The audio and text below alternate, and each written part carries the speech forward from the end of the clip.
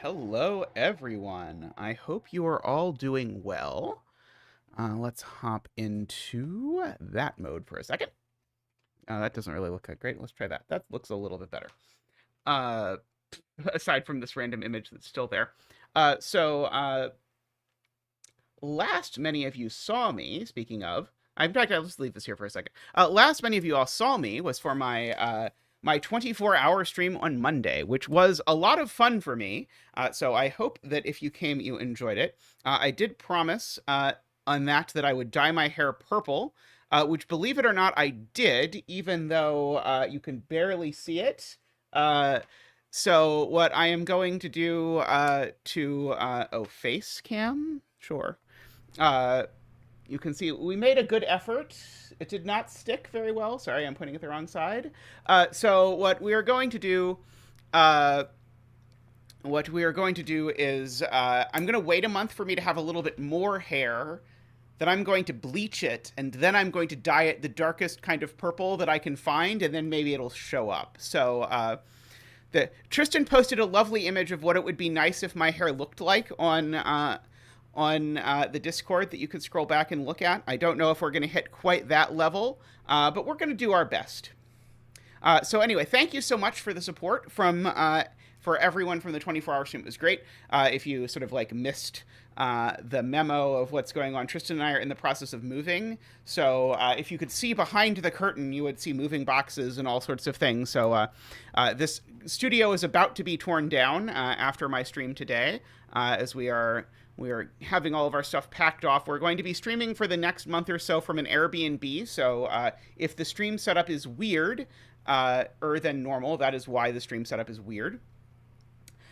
So we did a lot of cool things on the 24-hour stream. We played some games. We did a lot of puzzles, including phenomenal puzzles like we did Bitty Bytes 3, which is a bunch of 4x4s made by none other than Clover Moon. And we did a puzzle called Quilt that M. Nasty put together with a bunch of 6x6s, sort of interwoven together. It was sort of like the Very Hungry Caterpillar, but instead of being linear through the puzzles, they were sort of more crisscrossy. I'm sure you're really appreciating the hand motions to help you understand what crisscrossy means. Very, very, very helpful, I'm sure. Also, and I was in this mode to talk about something else, but then randomly it was there. Where is pen Pomoto? That's right. I should be using this, not that, to do this. On stream, we also set a puzzle together. So we set a J. Dyer deconstruction. I randomly have this little thing floating here. These are the rules to help. Oh, ELSF says you're not supposed to use bleach. I assume when I say bleach, I actually mean like the kind of discolorant that they would sell at the store, which is maybe not actually bleach. I hope it's not actually bleach. But if you have tips, if anyone in chat has tips for how to get hair to look actually purple, even when it is dark/gray, let me know. But I assume, I have the whole time assumed that it was not actually bleach, hopefully.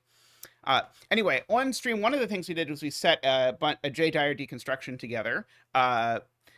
I intend to test and publish that puzzle, but before I tested and published that, I wanted to test and publish this puzzle that I have on screen now, which is Miami. This is very explicitly a sequel to Denver, although after much debate and consternation, the arrows have been flipped.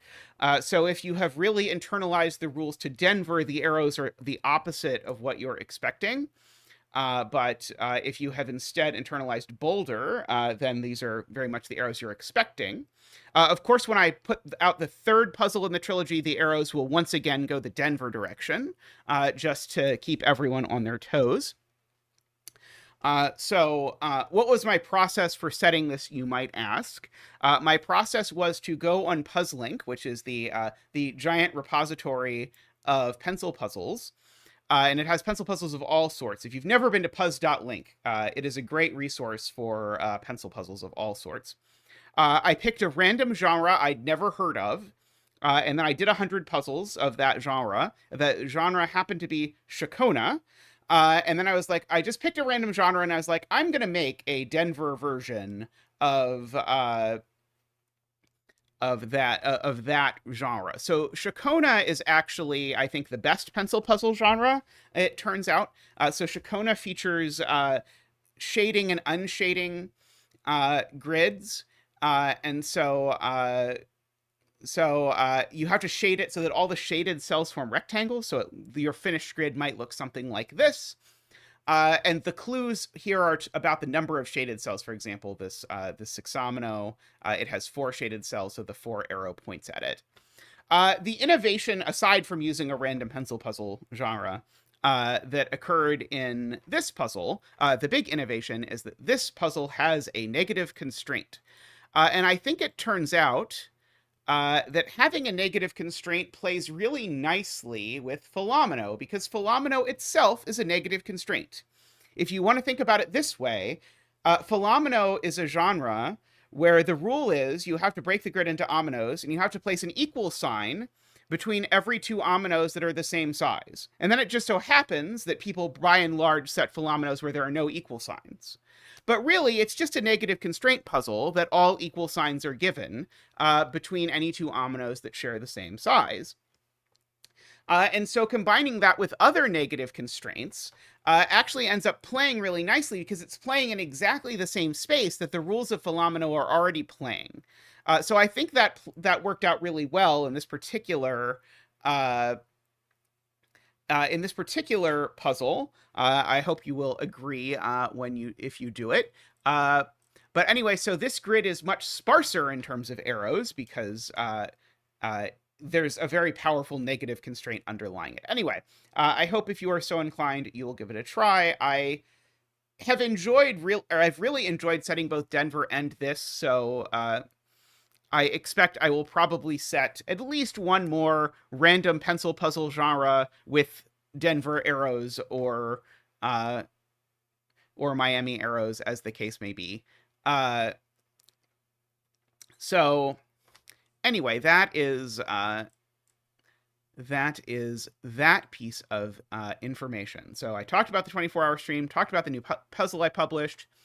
Now we can go on to today's starting puzzle. So today we're going to start, speaking of Fillomino, with this Fillomino, but no, sorry, this is not a Fillomino. We'll have to read the rules in a second. Oh, it's like part Fillomino, I believe. But we'll talk about it in a second. But we start each stream with the most voted on puzzle by the supporters of the stream. So thank you so much to everyone who's been supporting the stream lately. It really does mean a lot, especially as we go through this somewhat tight period of our lives where we are moving and everything crazy is happening around us. This puzzle was voted on by 11 supporters, which is a high number of supporters to have voted on it. So those supporters are, I've lost my bet tree. Let's see, is that an option? Maybe not. I don't think I can fix it. I think I need to do something else in order to change the bet tree. Is it under experimental? Oh, Tristan says I do need to do something else. So I'll wait and I'll do that later. Oh, Tristan says no, I can change it. Bet tree theme. Oh, there we go. There we go. Haha. There we go. There's our bet tree. Okay. Asking me to like scan a giant list of text and find where some text is written is not a is not a good thing to ask me to try to do. Certainly, the Sudoku pad settings are not well set up for dyslexic folks. Anywho, our supporters vote on a puzzle, and so this time it had 11 votes. 11 is not the highest, but it's certainly getting up there. So this puzzle was voted for by Woofer, Disaster in Progress, Ken, Doomed Yacht, Luda, Josh, Russ, Glum Hippo, Math Pesto, David, and Didiac. So thank you so much to all of you for your support. I hope you enjoy this hopefully not terribly embarrassing solve. We will find out. And I should also say words, possibly. What else should I also say? Oh, this puzzle's by Math Pesto. I think that's what I was going to say. Wow, my brain is really not here today. So thank you to Math Pesto for the puzzle. So let's have a look at this puzzle. And speaking of, we might do another Math Pesto later today, or another Math Pesto puzzle later today, because I have heard tell that Math Pesto's latest puzzle is very good. So we might not be able to wait on that one. We will see. Okay, so let us read the rules and understand what they are. I thought I understood what they were, but I don't think I understand what they are. Each row and each column of 3x3 boxes consists of 3 Sudoku boxes and 2 Fillomino boxes. Oh boy. Okay, I don't know what that means yet. Sudoku boxes. Each Sudoku box contains the digits 1 through 9, once each. Among the Sudoku boxes, digits cannot repeat. Oh, so do I need to just immediately divide this into 3x3s? Is that what this is telling me? Is that I should just immediately do this? Is that what this is telling me? That might be what this is telling me. Because it sounds like... Yeah, it sounds like... Because I need to get 5 total, right? Because... It says 3 Sudoku boxes and 2 Fillomino boxes, and it says 3x3. So I think I really just want these guidelines drawn in. Oops. Well, that was not ideal. That is really not what I wanted, Sven. Let's see. Okay. There we go. And there we go. Okay, so here are my sort of guidelines. So I've got every box... So these are my sort of like boundaries, but my ominoes are allowed to cross the boundaries, but I need to have these sort of drawn in. I suppose I could draw them in like gray or something. I don't know. We'll figure it out or not, as the case may be, how to actually make this render. So Sudoku boxes contain the digits 1 through 9 once each, and among Sudoku boxes, digits cannot repeat in a grid's row or column. And there are, again, 3 Sudoku boxes in every row and column. And 2 Fillomino boxes. And so the Fillomino boxes, we need to divide the cells in those boxes into ominoes so that no 2 ominoes of the same size share an edge. All equal signs are given. Each cell in a Fillomino box contains a number equal to the size of its omino. Note, Fillomino cells may contain numbers greater than 9, and a polyomino may cross a box boundary if both boxes are Fillomino boxes. Oh, it can only cross the boundary if both boxes are Fillomino boxes? That's weird. That's super weird. Okay. So Math Pesto really lately seems to be on a kick of, let me make puzzles that are the hardest for someone to notate what is happening. And so there's like 16 different things that I want to mark in borders and color and all those sorts of things going on in this puzzle. So this is going to be a colorful mess, is my prediction, as to what is going to happen here. We did one that was like shading and Fillomino and loop last time, I think, by Math Pesto a couple of streams ago, or just notating everything all over the place. It was quite a lot. Okay, and then we have region sum lines. Each line is in at least 2 regions. and the numbers have the same sum for each region the line is in. An entire Sudoku box and an individual polyomino are considered regions. Note if a line passes through a region multiple times, the individual segments sum separately.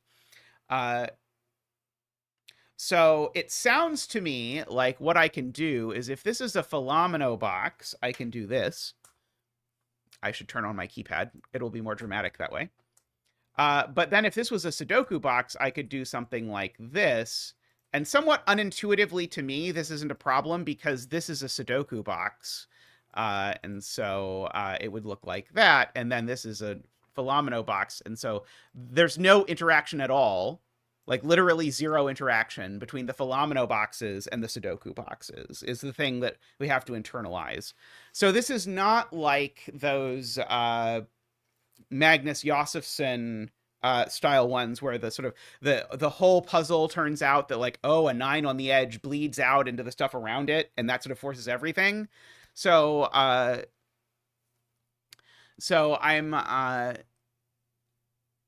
I'm guessing actually that's probably why Pesto went with the no interaction version, is because the Magnus Josefsson version doesn't lead to very interesting puzzles, in my opinion, because it's so forcing.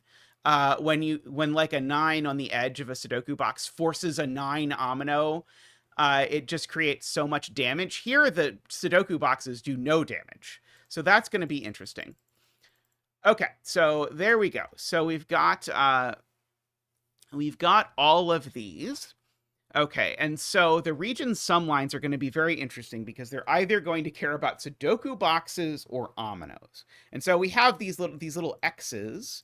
And what this little X means is that these two are the same digit, whatever that digit may be. Yellow circle. And these two are the same digit. We'll make it pink circle. Now, that in and of itself, I do not believe tells me whether these are both Sudoku boxes, both Fillomino boxes, or one of each. I think all are possible as things currently stand. Yes, Peter Venus is in chat, the originator, I believe, of the term ominoes. Here's an interesting one. These two are the same digit, so these are not both Sudoku boxes. So that's something. Does that happen anywhere else? Because that's at least somewhere where we could plausibly begin. These two are the same digit. There we go. There we go. How about that? These two are the same digit. Therefore, this is definitely a Fillomino box. This is also the same digit, actually. If I look at this. So this is definitely a Fillomino box. I don't know how I want to denote to myself that this is a Fillomino box. But it definitely is a Fillomino box. Let's see. So I can denote that something is a Sudoku box by dyeing it gray. I can't really dye something a color to indicate that it's a Fillomino box. I'm going to want to use things. Oh, right. Sorry, Jay is completely right. Jay is right. Everything I've said is wrong. I think literally everything I've said is wrong except the X's. The X was correct. But these could both be in the same region. Wait, no, even if these are in the same omino, they're still the same digit, though, Jay. Sorry, so Jay is completely correct that I have completely misunderstood something, but the conclusion is still right. Because if these two are in the same quote-unquote region for the region sum line, then that means they're in a Fillomino omino, and Fillomino ominos can only have one digit in them. So these two are really the same. Okay, what about red? So these two are also definitely... wait, where in... Let me just think about red again real quick. So red, these two are... No, these... Okay, so these two at least are the same. And then what about this one? If these are both... So I think Jay's point is if these are both Fillomino regions, then these two could be in the same Fillomino-omino. And if these two are in the same Fillomino-omino, then that they don't have to be red. I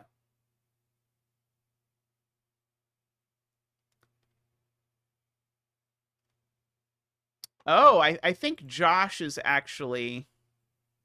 I think Josh is right. I think even this deduction is wrong, because I think what Josh is saying is imagine the world looks like this. This is a 6, and say there's a 3-omino that does that, then this all works out. So okay, so this I don't think I could say anything about. What about over here? Was this deduction even right?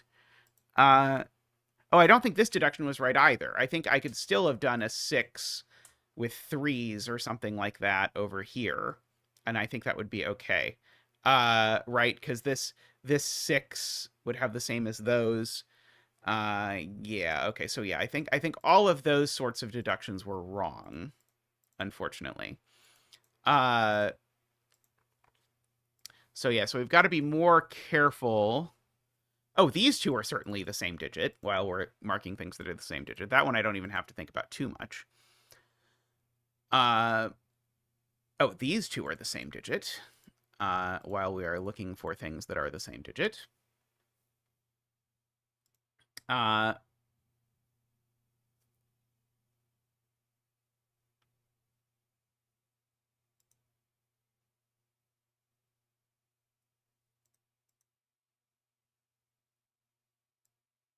It is true what Martin says. This is not a Sudoku box.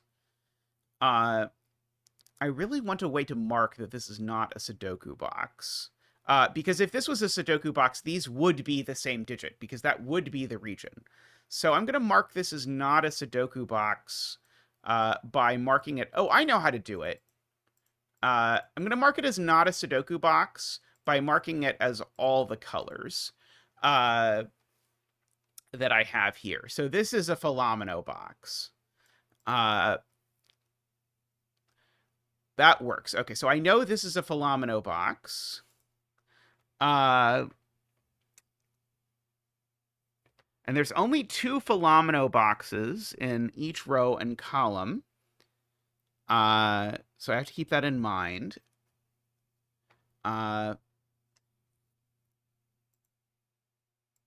Fascinatingly, neither of these 2 digits is ever green, because if this was green, it would put these in the same, either the same Fillomino region.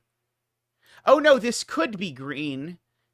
Specifically, if this is a Sudoku box, never mind, I was wrong. This could be green if this is a Sudoku box, and that's a polyomino box.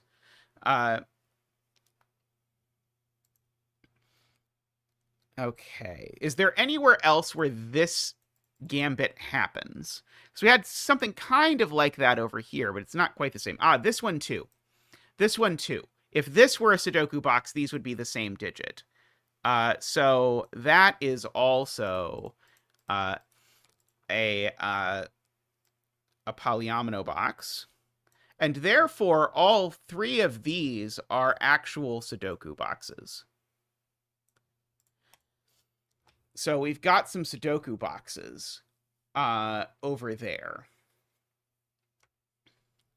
So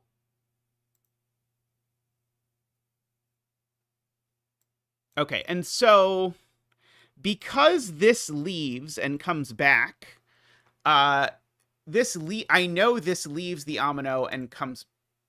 Wait, how is that possible? This looks broken to me. Oh, it's not broken. Okay, so this lightning bolt is fascinating. Because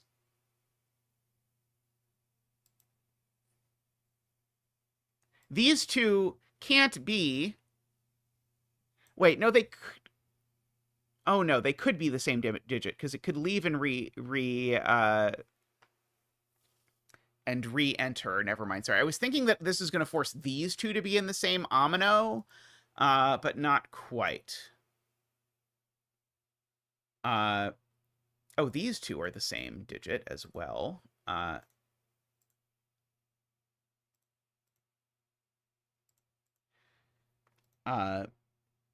Yeah, D-Web, I was thinking it couldn't be the same omino, but it could be the same omino, is what I was thinking, is whether these two are the same omino or not. They don't have to be the same omino, but they could be the same omino. Okay, let's see. Martin says the box in column 2, row 3. Okay, I'm trying to decide. Column 2, row 3. I think that's this box. Cannot be Sudoku because of the Z. Ah, right. This can't be Sudoku because Martin is of course right. If this is Sudoku, then these two are the same digit because of the Z, exactly as Martin says. So this is another rainbow box to go with our pride tree. Okay, so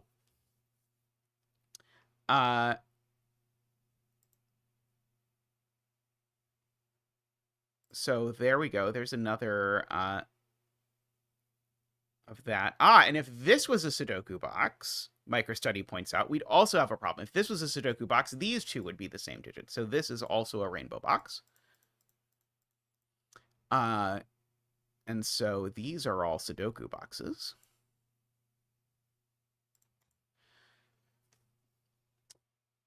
Okay.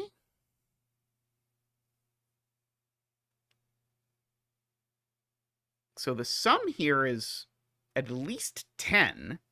So so these two are actually in the same omino.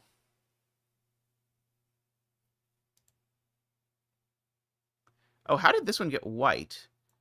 I didn't intend to give it white. Now I'm confused as to how the white even got in there, because it's not the actual white. I'm very confused, because if I click white, it adds another white slice. Okay, well, I can fake it, kind of, although this is probably going to make it even worse. Because now the whites are in different places. It could be dark white. That's very possible. These two are definitely in the same omino. Because of the fact that the sum on this region sum line is at least 10. So because the sum on this omino is at least 10... Oh, no, this could just be a 10 omino, couldn't it? There's no reason this can't be a 10 omino. Oh, no. Of course these are the same omino. If these were in different ominos, then that would be two ominoes that had the same number in them but were different. There would need to be an equal sign between them, and there's not an equal sign between them. So in fact, I know there's not an omino border between these because of the no equal sign. So these really are in the same omino. And so that means they're deserving of a color. We'll make them Simon's sweater. And Simon's sweater is big. It's at least 5. Could be larger than 5, but it's certainly at least 5. Let's see. So I know this total is even. Well, I draw a line across it if I wanted to say they were separated. And so the X means there's no line here, is the thing. But I have indicated that with the coloring, so I don't really need the X anymore. I was just saying I can't draw an omino boundary between these, was what I was trying to communicate with the X, perhaps unsuccessfully. All these pairs of like-numbered cells are assuredly going to do something. I do agree, now that I've sort of seen how you see it, D-Web, it was very confusing.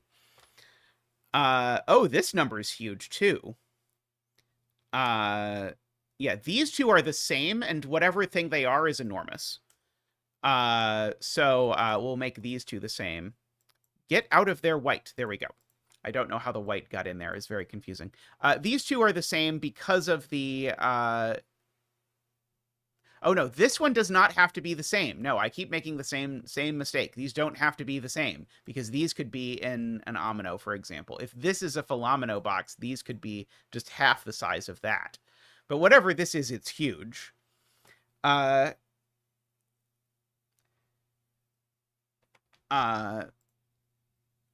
still true. Let's see. D-Web says row 1, 2, 1, 3, column 1, 2. Oh boy, trying to understand what this means is difficult.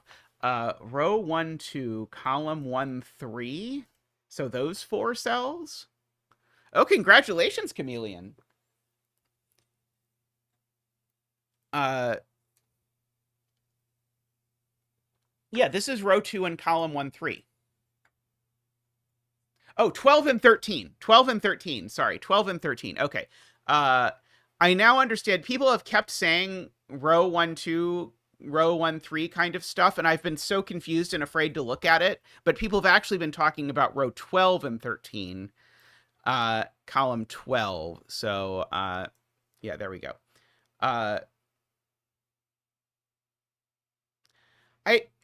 Right, these two are always the same. That's true, because there's two possibilities. Either... Wait, no, these have to be the same, right? They're the same, but this doesn't... Oh, God. Oh, God. It's going to turn out this has to be Fillomino, isn't it? Is that what I'm proving here? Let's imagine the world where this is a Sudoku box. If this is a Sudoku box, these two... Oh, if this is a Sudoku box, this is a 10, at least. That doesn't work. That's the way to think about it. Yes, this has got to be a Fillomino box, because again, the sum of this line is at least 10. I can't put a digit that's at least 10 in a Sudoku cell. So this is definitely, let's go back to where my rainbow palette is. This is definitely a rainbow box. And so that, by Sudoku on Sudoku boxes, gives me some more Sudoku boxes. Okay, so by Sudoku on Sudoku boxes, we get to do all of this. Okay, and so now,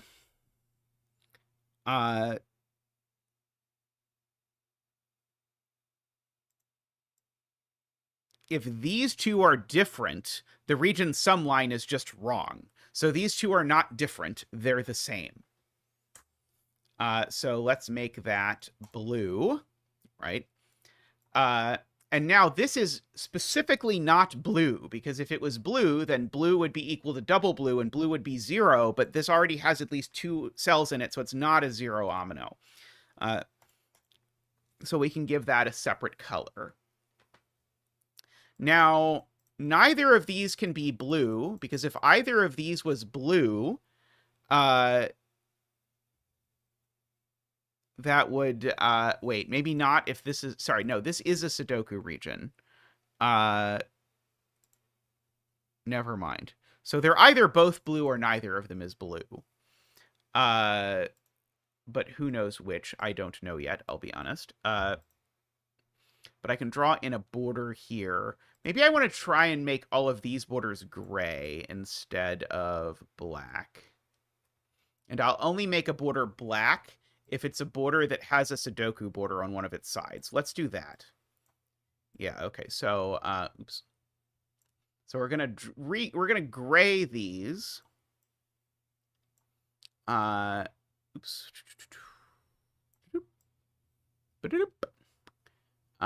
Like that. Like that. Like that. Like, oops, not like that at all. No, even less like that. Like that. And now, everywhere where there's a black region involved, I'm going to make the, or sorry, where there's a Sudoku region involved, I'm going to go ahead and make these thick black borders. So, like that. So we go over there, we come down here. Let's see, this is, in fact, actually this whole thing I can go ahead and do in black. These I can do in black, like that.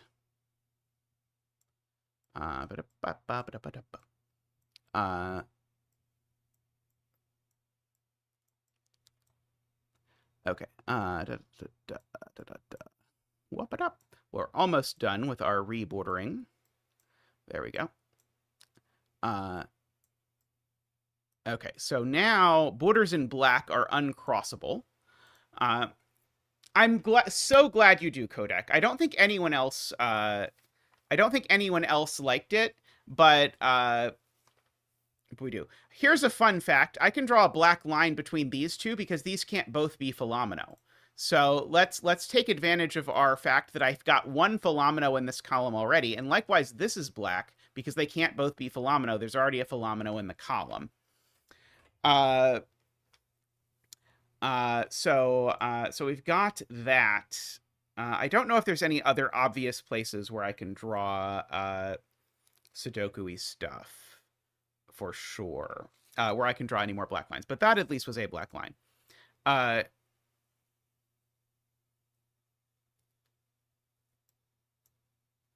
Okay, so DWeb is contemplating the size of this region. And so inside this Fillomino region, there's a blue and a red is double blue. We know blue is at least 5. And DWeb's claiming that blue can't be as big as 7. If blue is as big as 7, hello, keypad. If blue is as big as 7, then red would be 14. And then between blue and red, we would have 21 cells in these 18 cells. That's certainly not going to work. So this is a 5 or a 6, and this is a 10 or a 12. And 12 certainly doesn't work. Because so I think blue being 6 doesn't work either. Because if blue is 6, then red is 12. And then these two cells must be red. Well, at least one of them has to be red. Because they can't both be blue. Because that would separate the red from the blue. But now this would be a Sudoku digit that's at least 12, and that's not going to work. So in fact, we get our first digit of the day. We get blue 5s. And let us do our 5 dance. We will bring out Zach for a somewhat later first Zach appearance than usual. Boop-a-doo. Woo! Boop-a-doo, boop-boo. Wah! Boop-a-doo, boop-boop-a-doo.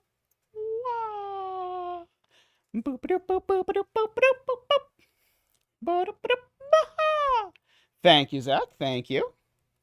Blame Clover microstudy, because there weren't a lot of 5s in Bitty Bytes for Zach to dance for.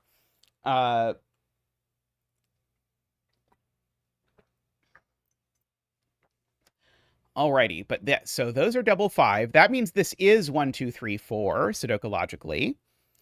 This is 10, which people think you can't denote in Sudoku Pad, but you can.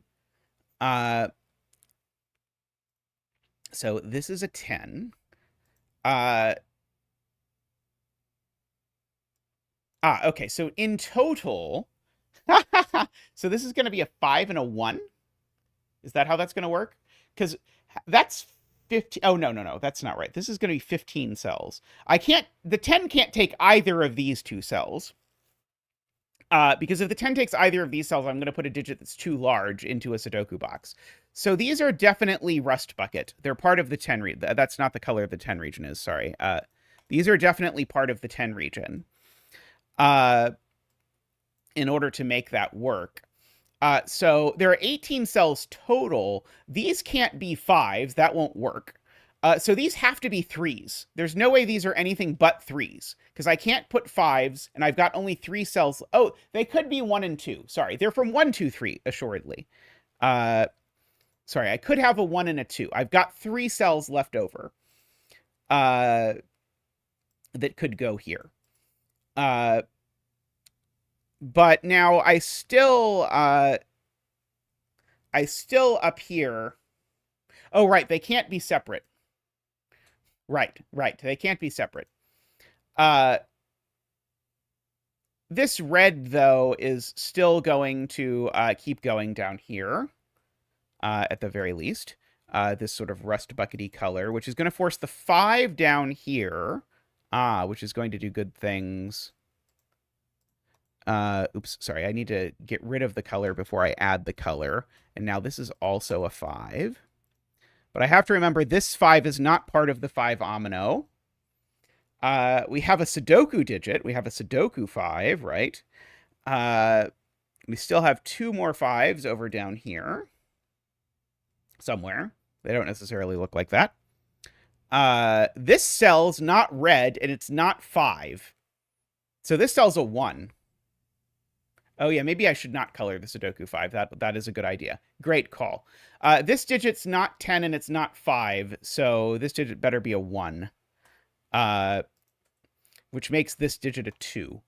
And let's give them colors. So, but yes, not coloring the Sudoku digits is a great call. So we can do that. We can do this up here.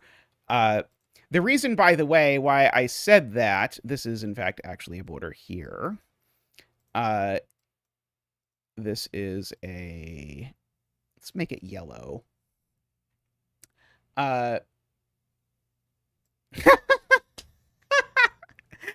Casey donates $5 and says the 5 should be green. You got it, Casey. Let's get you a donation dance. Woohoo!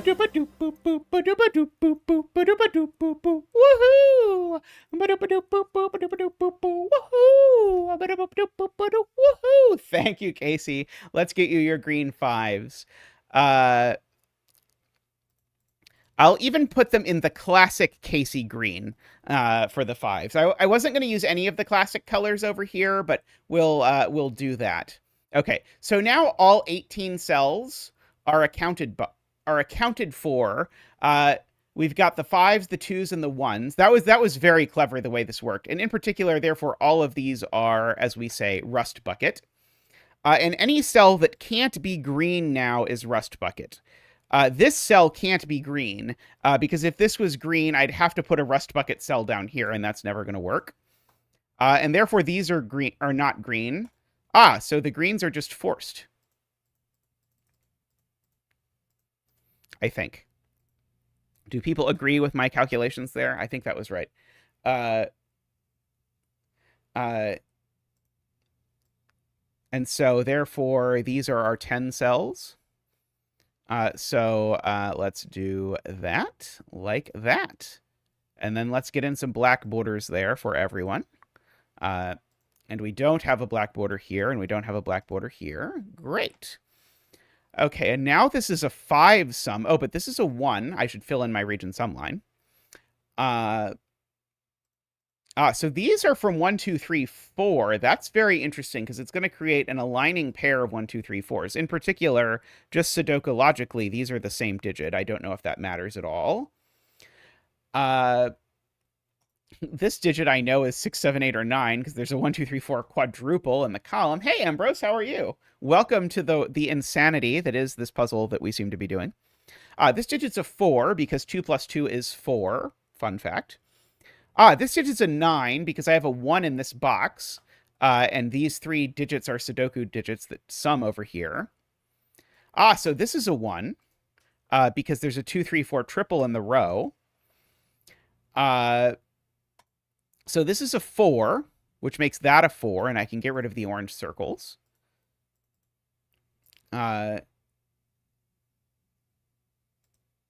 Excellent, excellent. Chocolate pretzel supply. Yes, we needed, Ambrose, a way to distinguish which boxes are Sudoku boxes and which boxes were Fillomino boxes. And it was obvious to me that the gray should be the color for Sudoku boxes, and I could not for the longest time figure out what color Fillomino boxes should be. But then I decided this sort of rainbow color was obviously the best for that. So I'm quite happy with the work so far. Okay, so there's a 9 in one of these 3 cells. A 1 up here somewhere. There's a 4 up there somewhere. Row 13, column 13. Oh, how did the gray go? Sorry. Okay, so...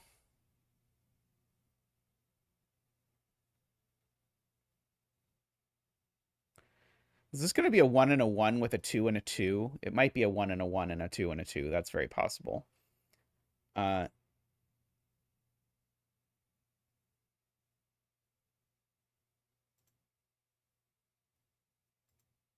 Oh, Nicholas notes just by Sudoku, there's a 1 and a 4 on this line.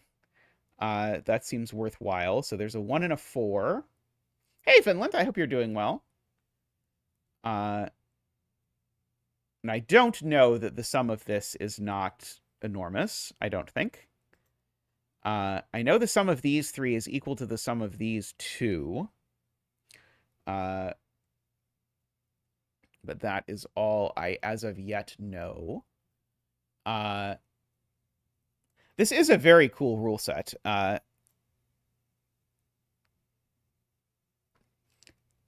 It took a bit to get my my brain around. Yeah. The purpling did not come out super well. So we're going to redo the purpling after doing a like decolor the hair with peroxide, then recolor it.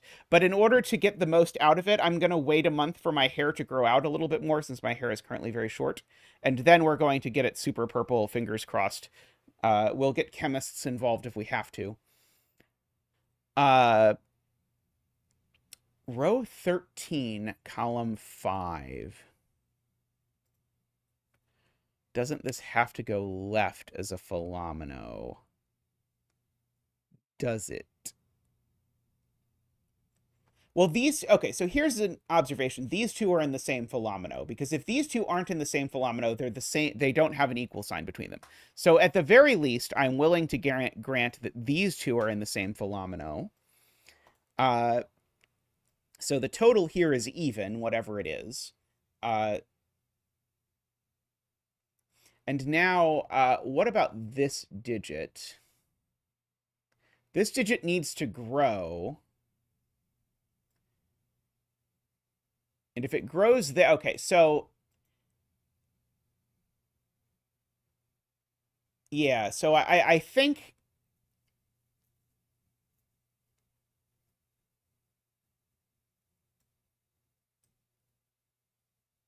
Well, it can't be 3 because there's a 4 on this line. I think I believe Martin, but it's really hard for my brain to articulate this. If this grows down, I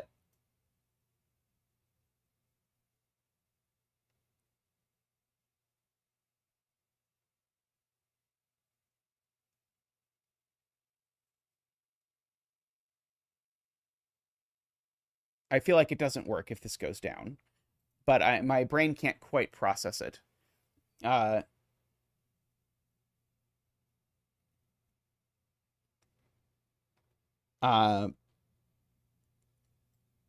certainly at least 4.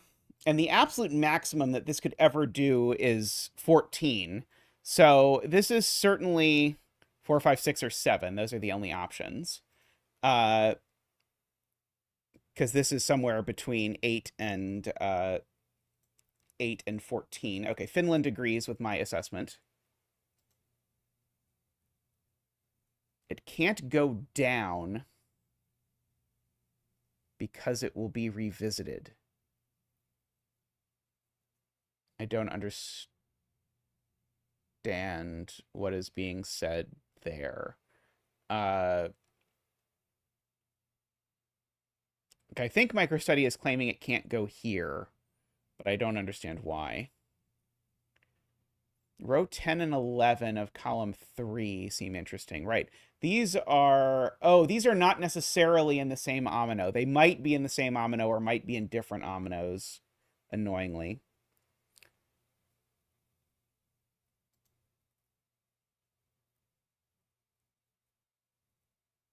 From row 13, column 5, that can't go down. Yeah, I don't see why that's true. Like, it seems to me these two could be the same, and then... Oh, it's because this is, right. Okay, got it. Okay, it's because this is a Sudoku digit. So this is the total of the line, because this is an actual border. That's why there's a black line here that I spent a lot of time fiddling over. And so this is the same as this. So if this goes down, that doesn't work, because then that forces that this digit's a 0, because the sum of these two would be equal to that one, but these two would be the same. If these two are the same, that digit's a 0. That doesn't work. So we can, in fact, draw an actual border in there. Okay.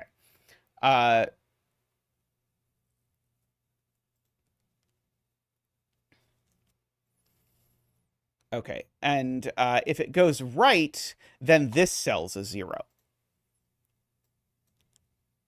And therefore, this cell is now blue, because it's a sum of at least 2 non-zero digits. So this is the 4, 5, 6, or 7. But now these two had better be in the same omino. Yeah, because that now forces this to not be in that omino. These two better be in the same omino, otherwise they're both blue and we've got the same problem again. So these two are in the same omino. That omino is not of size 1, so this is also in that omino. It seems about time for Carnival Cake to make an appearance. And so now this digit's definitely even, so it's not 5 or 7. And if it were 4, we have to rule out 4. If it's 4, then this is a 2 omino with 3 cells in it, which is a problem. So 4 doesn't work because these would both be 2 ominos, and that would be a 2, and I'd have a 3-cell 2 omino.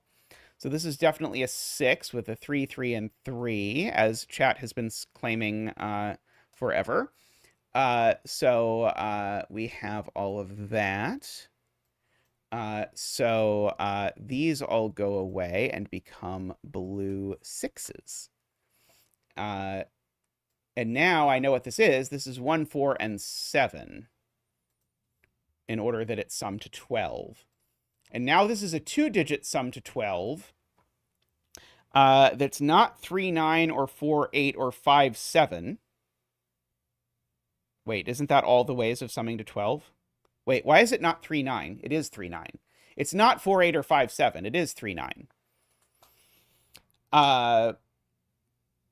And that 3 looks over to actually disambiguate the order of the 9 and the 3. So that Sudoku logically forces a 3 into one of these cells. This is now just a quad. Maybe Mark will help. Mark was not much help, I'll be honest. 2, 3, 4, 5, 6, 7, 8.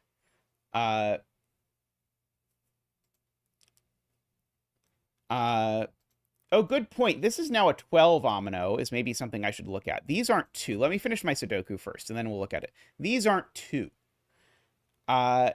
This could only be a 5 if this was 2 separate 5 ominos, but that's not possible.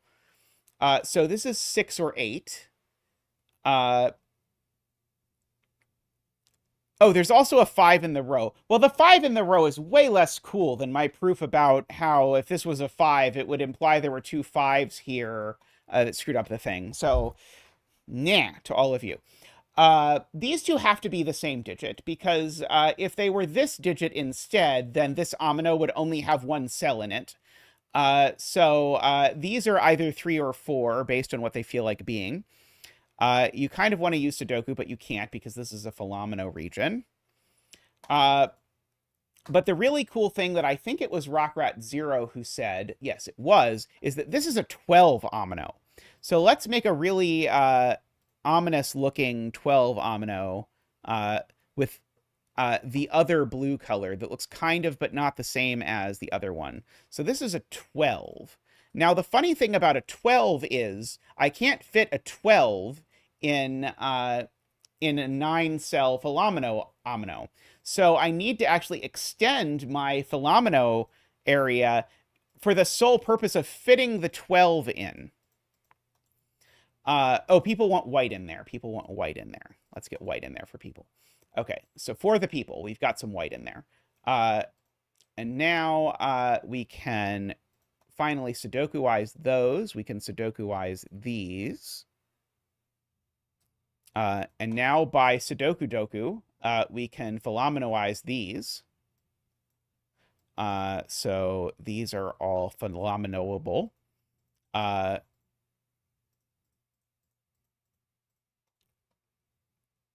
Okay, and there's probably some black lines that we can grow in now. So this is a black line. This is a black line. That black line should not have been erased, but I erased it anyway. This is a black line.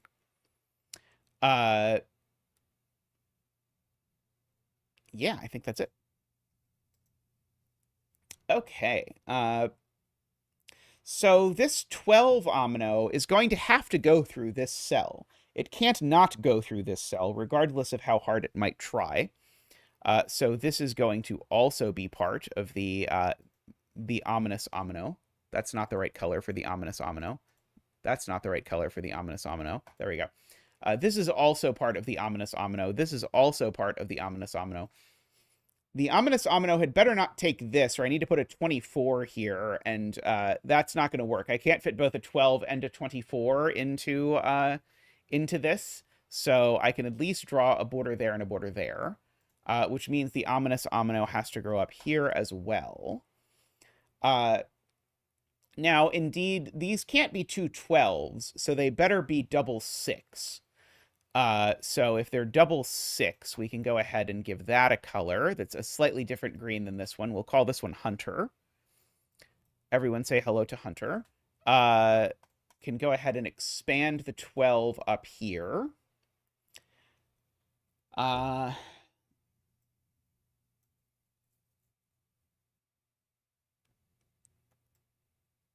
am going to want this to sum to 36, aren't I?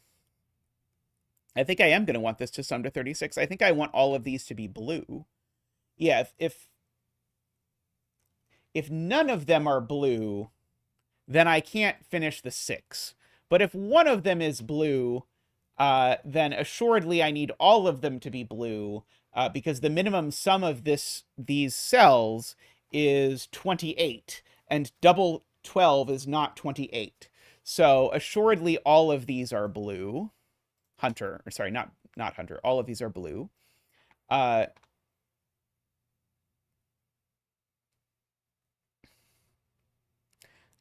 6 down here should be able to be Hunter now, just to match. That sounds good. Okay, so we're at 1, 2, 3, 4, 5, 6, 7, 8. We're at 8 cells for Hunter currently. So 12 and 6 is 18. Plus 3 or 4 is like 21 or something. But there's plenty more cells, I suppose. I suppose it's possible that these two cells, in fact, also go with this, right? 1, 2, 3, 4, 5, 6, 7, 8, 9, 10, 11. Yeah, that's perfectly fine.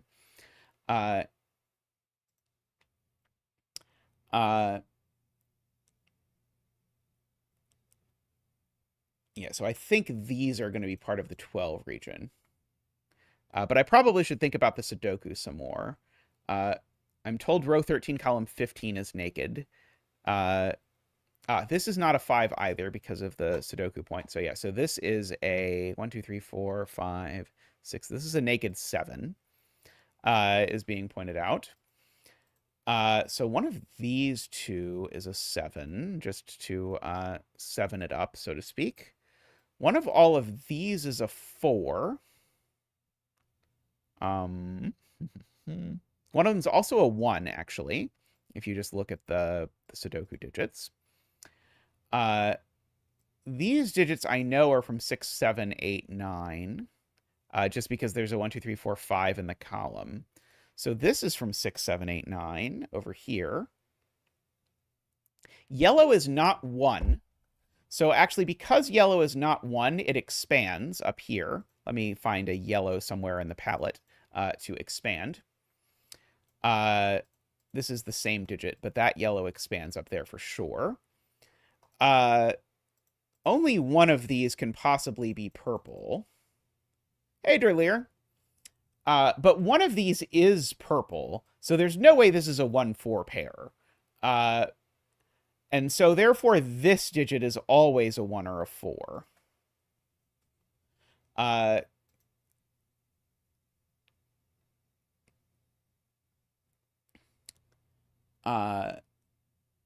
So we've got that. So there's a 1 or a 4 on here, but actually, like, the minimum sum here is 9, I guess. if this is a 6 exactly and it comes there, and then these are somehow like a 1-2 pair exactly.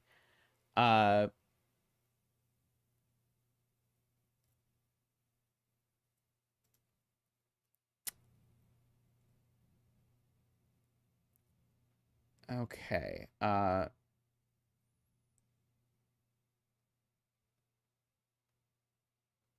It's a Fillomino box, but it's still true. This Fillomino digit is on here, so it's a minimum of 6. This could be a 2, and then this 2 is the smallest this can be. So 621 really is the minimum sum of these, I believe. Oh, but I'm treating it like it's a Fillomino, and that's not how this works at all. Sorry, you're completely right. I just completely right. Sorry, DWeb. Because it's the sum of these two is equal to the sum of whatever thing is over here. But it's still true that this has to be a 1 or a 4, because if this is a 1-4 pair, it sums to 5, and therefore I have to get a 5, put a 5 here that doesn't then touch some other omino that sums to 5, and that doesn't work. So these are not a 1-4 pair, but for completely different reasons than I was trying to make it. Let's see. Dog says row 12, column 5 is given. Ah, yes, it is. It's a 6. Good. Let's see.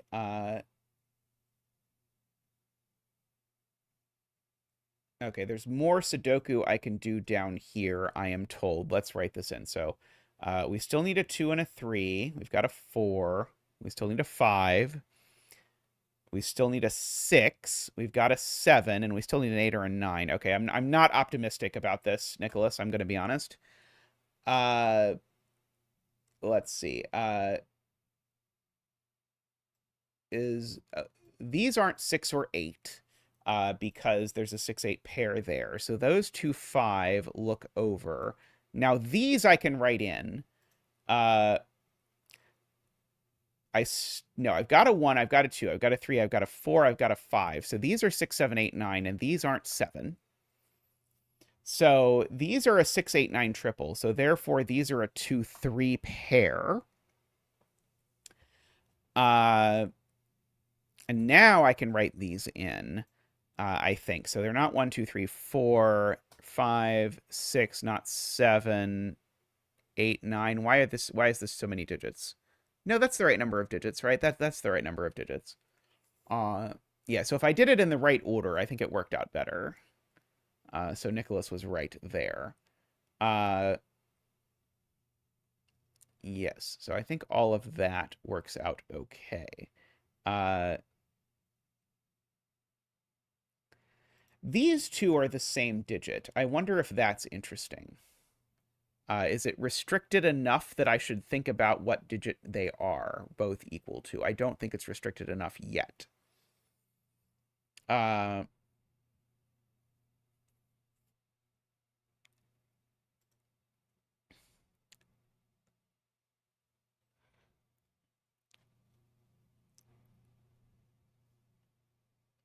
my statement that these two were in the same omino, that's still true. Because again, this still isn't 1. So that's still true. That part I did not screw up. But now purple is on this line. And if purple comes here, I think we run into an enormous problem. This is what DWeb is saying. If purple comes up here, now I need to also make this purple, and then yellow becomes double purple. And if yellow is double purple, I have to put double purple in this cell of a Sudoku grid. That I am not allowed to do. So in fact, the purple circle comes here. And therefore, this must be yellow. Otherwise, this region sum line is broken. So yeah, and now purple is double yellow. So purple is not 7 or 9. Purple is 6 or 8. These two can get a color because they're the same. Sorry, 6, 7, 8. Sorry, not 7 or 9. Not 7 or 9. These two can get an omino color now. Let's be that kind of pleasant looking blue. Like that. Those can be a border. Okay, this pleasant looking blue had better grow up or it's not going to finish given that it is 6 or 8. Oh, yellow's not 4 by Sudoku. Gorgeous, D-Web, because that yellow sees that. So this yellow is, in fact, 3. So those are both 3. These are all 6s. That's a 6. We can get rid of the purple. Great spotting by D-Web there. So these aren't 6. Sorry, they are not 6. Even if they really want to be. We can border around the 3. Let's see.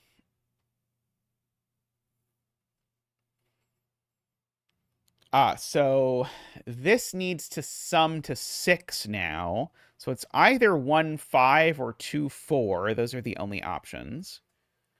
I'm not sure I know which yet.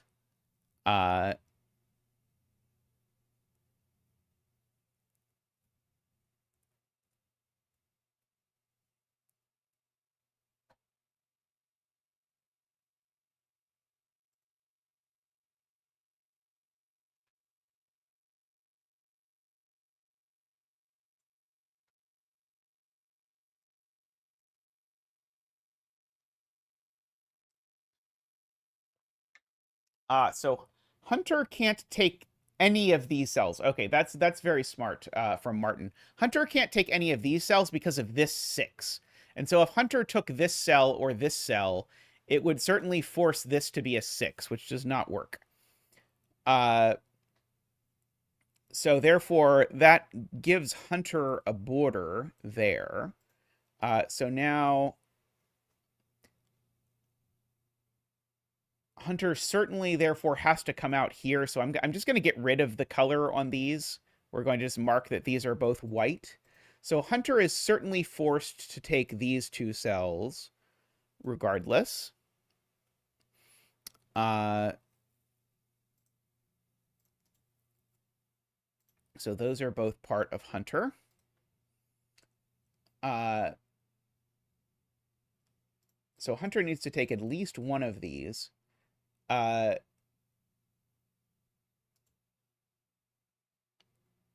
Which forces the 12 some more. Right. So the 12 now, let's see. So the 1, 2, 3, 4, 5, 6, 7, 8.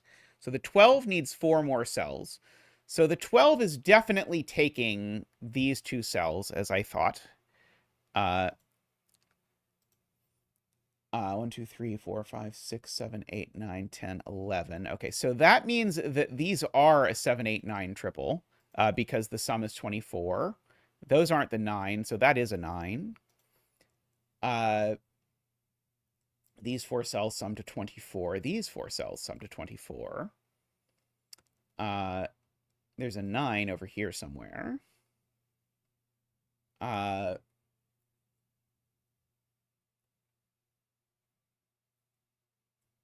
So now Hunter now can only take these 2 cells to finish. So Hunter indeed finishes, as was claimed correctly by Martin. So yeah, so that will be a border for Hunter. That will be a border for Hunter. That will be a border for Hunter. So there is the huntering complete.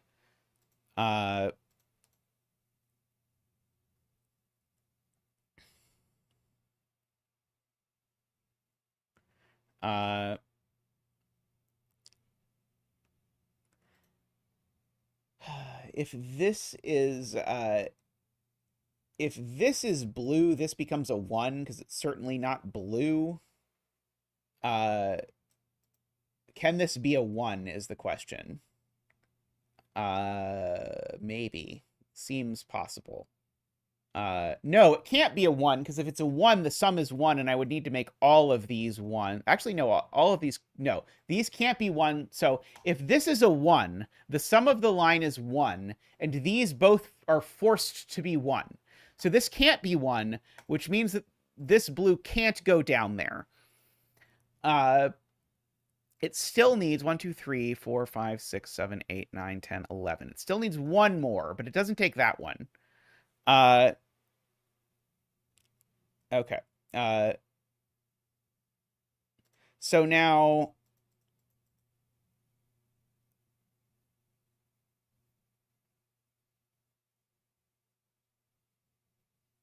So now we've got to think about whether this can be a 3 or a 4. And we've got to decide exactly what's happening with the Z. Oh, right. If this is a 4, that's a 4, and that breaks just by Sudoku.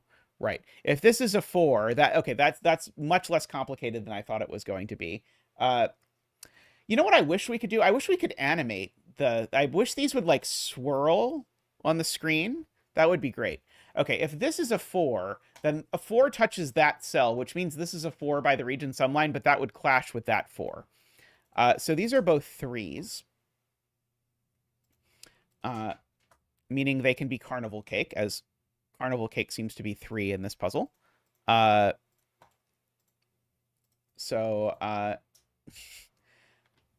Yeah, maybe ask Sven or Chameleon if like once there are more than 3 colors, it could rotate in the thing. Perhaps you could set it up so only on OBS did it rotate, so the streamer wouldn't see it, but that the audience could appreciate it. Yeah, if the 3 touches the region sum line, I'm trying to figure out exactly what happens with the world. Somehow then I would have to make 3 2 plus 1, but I can't make 3 2 plus 1. Or 1 plus 1 plus 1. So I think, yes, I think this does have to be a 3. Oh God, that was a very bad thing that happened there in that particular Patrick's Parabox level. So all of these are. Wait. So these 2 are the same. So they must both be 2. No, that doesn't work either.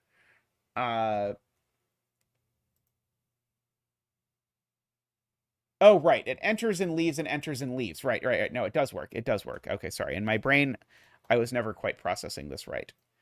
So these are all 2s. Because, I mean, I'm just, at this point, at this point, phenomenologically, these just have to be 2s, because it's the only way I can fill a 2 by 1 with Fillomino rules.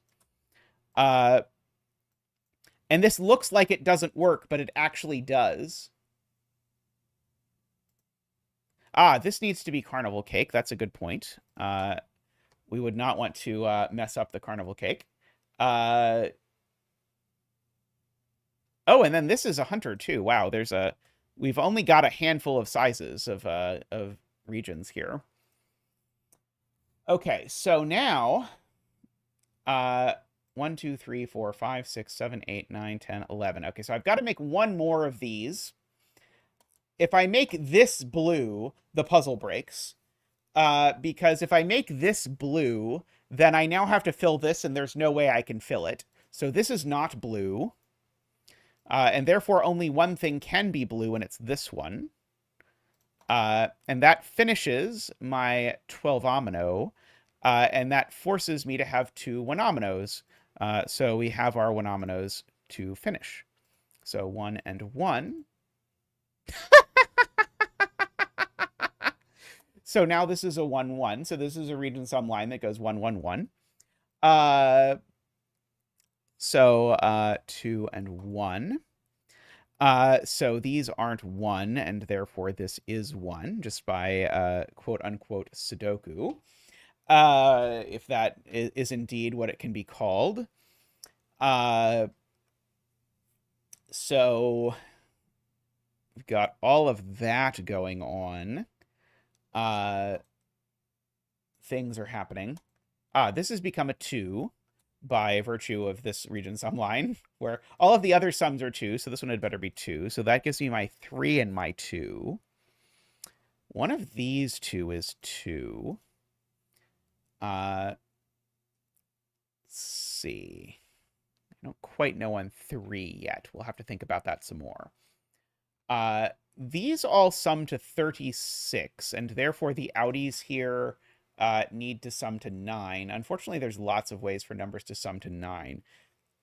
This is a delightfully weird puzzle. I must give it that.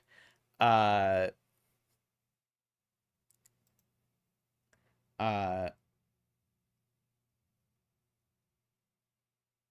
can pencil mark 4s in row 11. That's fair.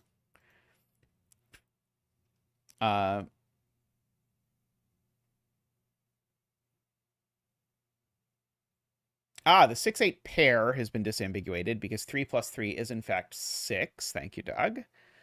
So that's a 6. That's an 8 for whatever that is worth. We're going to have to, like, eventually sort of break into other parts of things. This is at least 7 because the minimum here is 3 and 4. Actually, no, sorry. No. This is minimum much more than that because 1, 2, 3, and 4 are gone in the row. So these are actually from 5, 6, 7, 8, 9, and these are not 6 or 9. So these are from 5, 7, 8. If these were 7, 8, is there a way to make this work? It would have to be as 6, 9, but that seems okay as best I can see it currently.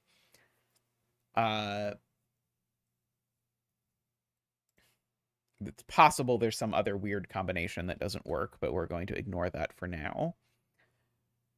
Let's see. D-Web says row 15, column 13 is not a 6 because there's a 6 in the column. That's true. There's a 7, 8 pair in column 6. Well, that's very helpful. That 7, 8 pair makes that a 5. So my attempt to prove that one of those had to be a 5 succeeded in some ways, we can say.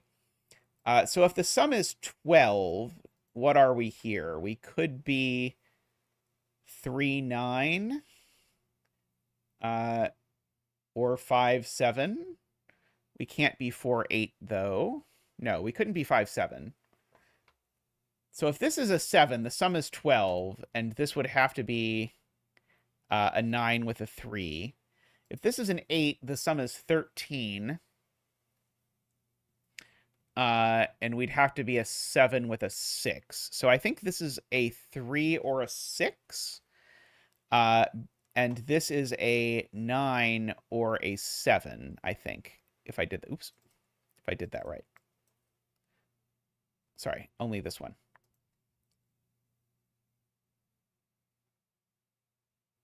Six, 7 works in either order. Right. Sorry. So 9 with 3 is one option, and then the other is 6, 7 in either order. Got it. I'm hoping this is not relevant, but I wanted to mark it because I didn't want to think about it again. If I could avoid it. This isn't a 4. I can proactively tell you that much. The minimum sum here is actually pretty large, so I should probably look at these, because there's a 1, a 2, 3, and a 4 in this column. So the absolute minimum this sums to is 2, 5, 6. So the minimum this sums to is 13. So these sum to at least 13. Sure. Okay, so at least 13 is not quite good enough, but we're getting close. At least a little bit. Let us see.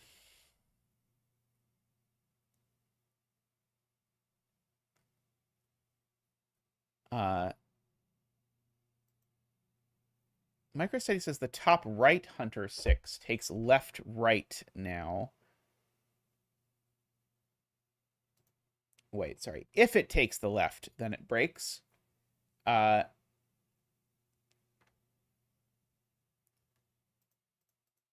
Okay, so if the 6 came here, what could happen? If the 6 came here, it would have to also come here. So then the total would be 12. And the problem is I'd have to make these two 12s, which is a problem. Because for lots of reasons. I will let you articulate the reasons for your own self. So that is going to be a hunter up here.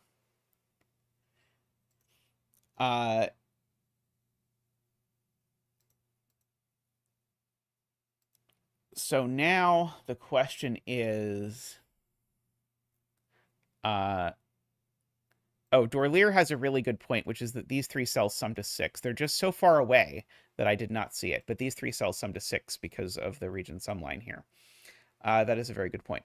So this is definitely a 6. And now the question is if this can be a 6. And the answer is, again, it can't be a 6. Because if this was a 6, this cell would have to sum to 6. Or I'd have to make the thing 12. Both ways fail horribly. So this is the last hunter cell. Like that. Okay, and so there are a total of 9 cells left inside of here.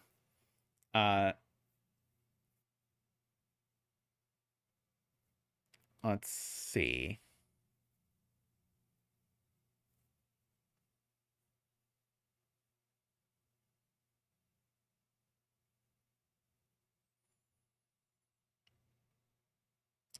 Don't think I know I think I know absolutely nothing about this way of making 6. And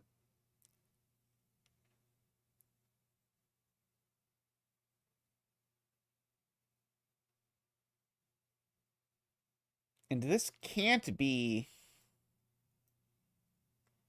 like 3 1s or anything. This is weird. What could this possibly be? I think it's going to be 4 4s. Is there any way this can be anything other than 4 4s? Because I don't think so. I think these all have to be the same thing. Again, there can't be any monominoes on here. And if there was a domino on here, then this is just not going to work. So there's something of at least size 4. But as soon as there's something of at least size 4, I can't take not all of the cells on here. Because if I take not all of the cells on here, I take 3 of them, and that doesn't work. So yeah, so all these have to be 4, and it has to be 4 exactly. Because if it was anything larger, then C mist would sum to 16, or sum to more than 16, and these wouldn't work. Okay, so my little C mist 4 up here, can go ahead and fill in our 4s.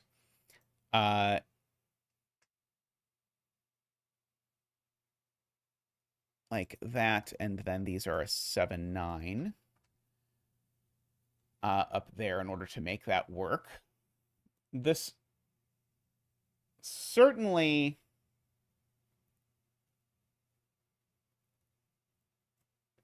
could it exit and re-enter the 4 with 2 2s? Oh, it could. Right. You're right.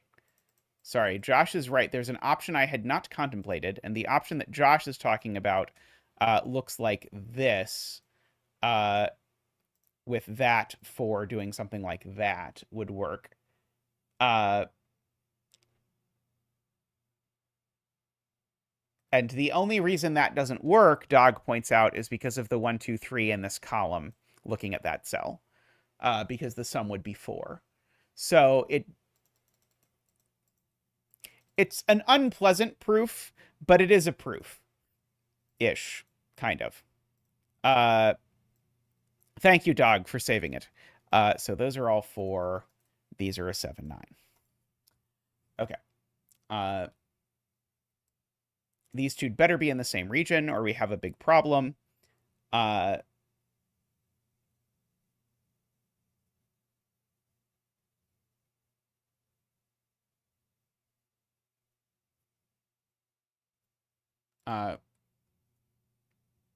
There's not enough room for a 6.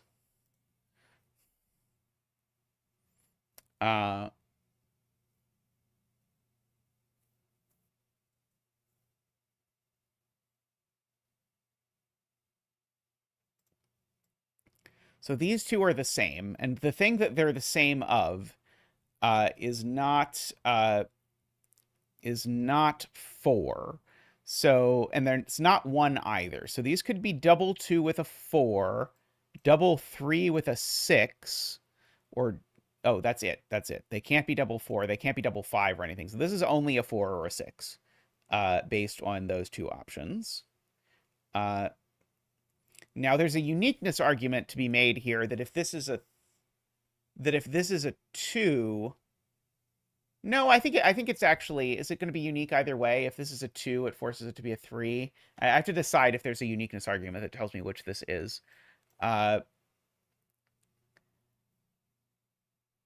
No, if this is a 3, there's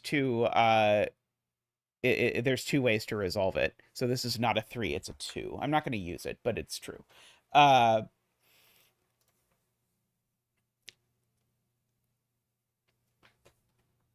to make Fillomino puzzles unique is a giant pain.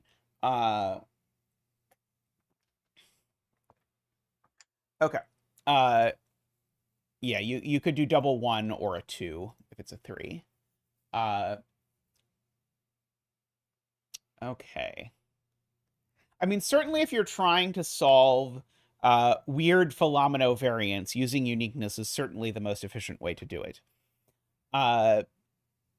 These two are definitely the same digit, because if they're not, then they are.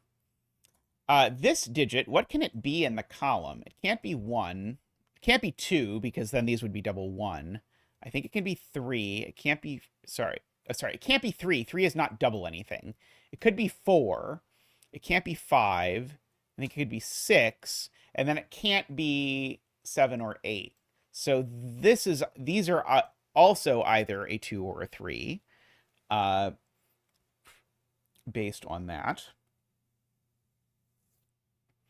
There's a small amount of Sudoku to be done here. Making that a 4, 5, and that a 1, 2, owing to that 1, 2, 3. And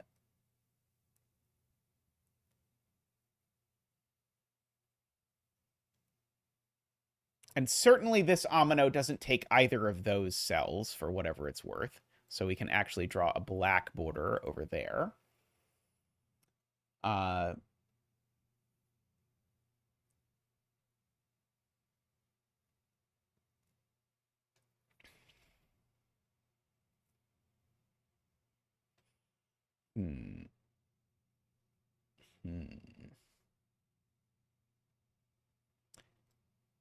Okay, what are these digits? 1, 2, 3, 4, 5, 6. No, not 6, 7, 8. That one's not 4. I don't think that really helped anything. That 3 does, as Laura points out, it does resolve the 2, 3. Down there like that. Excellent. Fanfare. I had that turned off, but it came back when my laptop reset. Oh,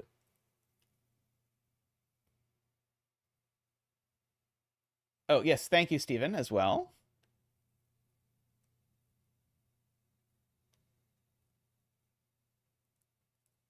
Oh, wow. Yeah, there's a hidden 1, 2, 4 triple. Because these two 1, 2, 4s tell me that the 1, 2, 4 in column 15 is over here, so none of these are 5. And these two sum to 6, so they are 2 and 4. That was an insane spot to deweb there. Beautiful. So that's not a 1.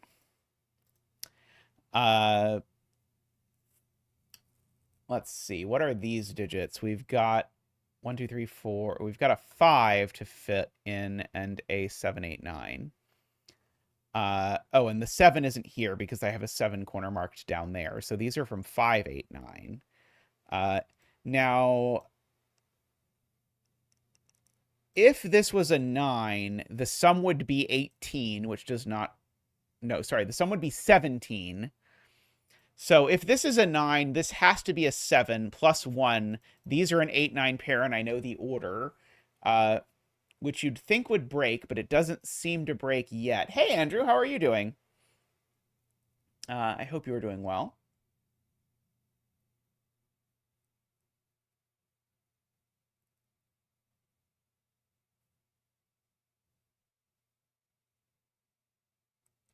These two are certainly in the same omino, right?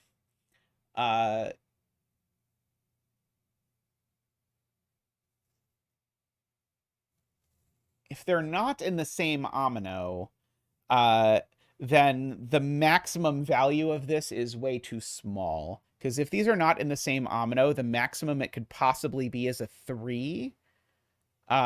In which case the sum of this line would be 3, and that's just not going to work. So these two are also definitely in the same omino.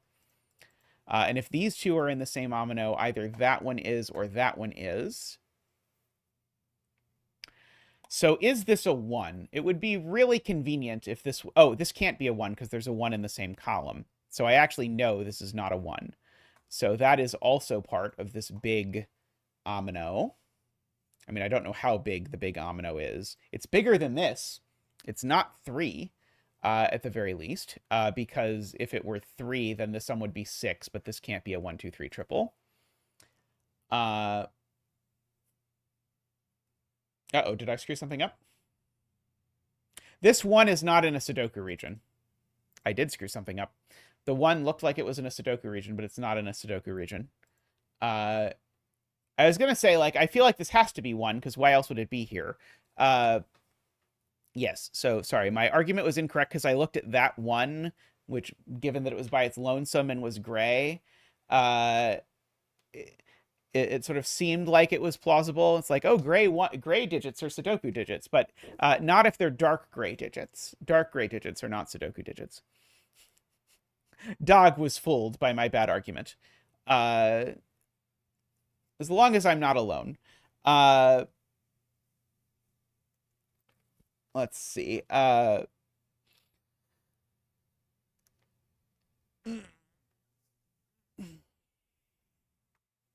Let us see. The absolute minimum that these sum to is 13. And I think we said the minimum that these sum to is 13.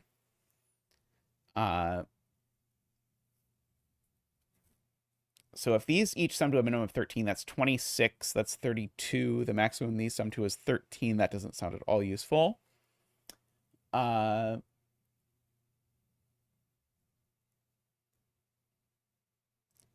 would have been a little hurt if that was the intended thing for me to think about, I'll be honest. These two are, again, certainly in the same omino, because if they're not, then they are.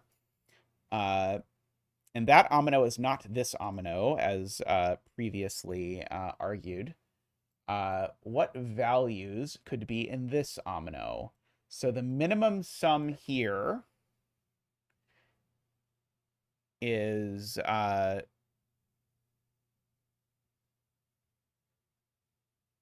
I was just looking at that, Math Pesto. By coincidence, I'm looking at it like exactly as Math Pesto is mentioning it. So these two are in the same omino. So these two things have an even sum. So these two are the same parity. That's fascinating. I love that, Math Pesto. That's great. These two have to be the same parity, and that parity can't be odd. Because all the odds in the column except for 1 are gone. So these are both even. And so they're from 2, 4, 6. That's amazing. It looks like FJam maybe also saw this while I was figuring this out. Yeah, so FJam was looking at it a little differently, but same idea of what this could be. So there's definitely a 2 on here because of this 2, 4, 6 triple. In fact, the 2, 4, 6 triple just places a 3 there, I believe. But I'm more interested in what this sum is, because if this is 2, 4, then this is double 3, and if this is 2, 6, then this is double 4. So these are either double 3 or double 4, based on what this is. Is one of those, like, dumb? Right, one of them does not work. If this is 2, 4, that doesn't work for the sort of amusing reason that all of these are 3. Because if this is 2, 4, then this is a 6. This being 2, 4, 7 to 6, that's a double 3, and this is a double 3. That doesn't work. So this has to be 2, 6, making these 4, making this a 4 with these being 2. That is hilarious. So those are that. Do we have a good color for 4 yet? Yes, 4 is the sea mist, as we call it around here. The 2 is done. Dun, dun, dun, dun. The 4 is not dun, dun, dun, dun yet. If the 4 takes this cell, it seems like a uniqueness problem to me. But maybe not. Let's see. Okay, so I wonder if I know anything about ways to make 24 and 4 that don't use 2, 4, or 6. I probably do. So if I don't use a 9 here, can I not get high enough? 8, 7, 5, 3. 8, 7, 5, 3 is what? I should just think about the leftovers, right? So if this sums to 24, plus 8 is 32, plus 4 is 36. What I need is for these two to sum to 9, which they can only do as 1, 8. And that 1, 8 looks down at these cells. And so this is a 9 just by the fact that this box needs a 9 somewhere by Sudoku, and that's where it goes. So these are the other ones. And in this case, the other ones are 3, 4, 5, 6, 7, 3, 5, and 7, which gives me an 8 here. This is known now. It's not an 8 or a 3 or a 7, so this is now a 4. So this is not a 4. This is now a 3, 7 pair. This pair is 1, 2. It just is 1, 2. Yep, we've got the 3, the 4, the 5, the 6, the 7, the 8, and the 9. That gives us a 1, 2 pair in this row, but I'm going to fill in the rest of this box first. Because one of these things did something interesting. It was that one. This one did something interesting. Let's do that. So now these sum to 13, which meant that these were a 6, 7, if you will recall, was the only way to make these sum to 13. That's not an 8 anymore. That's not an 8 anymore. This is not a 6 or a 7 for sure. That's a 9 because there's a 6, 7 pair. So that's a 9. So that's a 6. So that's a 7 and a 6 over there. And I think this means we would have gotten away without doing this forcing earlier that we did that was kind of unpleasant. 2, 3, 4, 5, 6, 7, 8. I know these aren't 2 just by Sudoku. Let's see. This triple is 3, 4, 5, 6. It just is literally 4, 5, 6. Nothing else to it than that. This DWeb points out has placed this 6. I don't know if placing that 6 was my ultimate fantasy or not, but we've done it anyway. 1, 2, 3, 4, 5, 6, 7, 8, 9 is what these digits are allowed to be. That one's not allowed to be a 9. This one's allowed to be whatever its heart desires. 1, 2, 3, 4, 5, 6, 7, 8, 9 is what these are allowed to be. Again, that one's not allowed to be a 9. But we've got some versatility, we could say, and how exactly that's all going to work out. Let us see.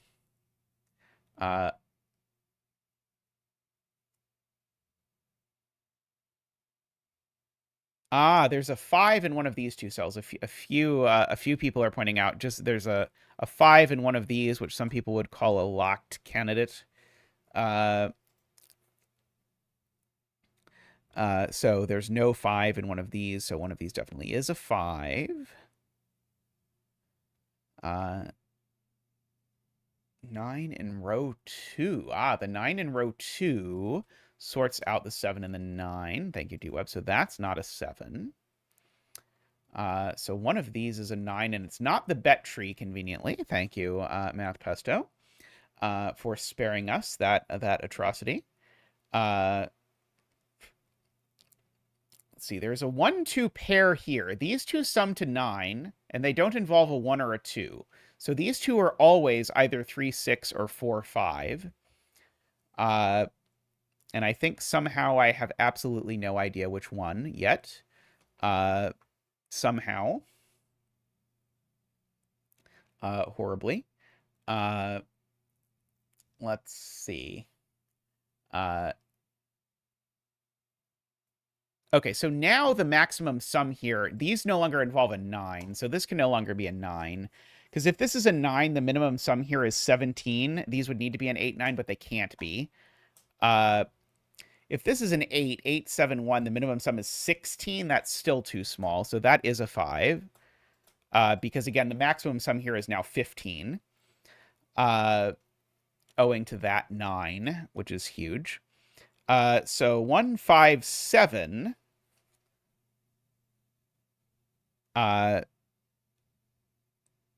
is 13. So these sum to at least 13. And at most 15. But if they sum to a minimum of, let's just do that again, 6 plus 7, they sum to a minimum of 13, I can't use a digit as small as a 4. So these are from 5, 6, 7, 8, 9, and they're not 5 or 9. And that one's not 6, actually.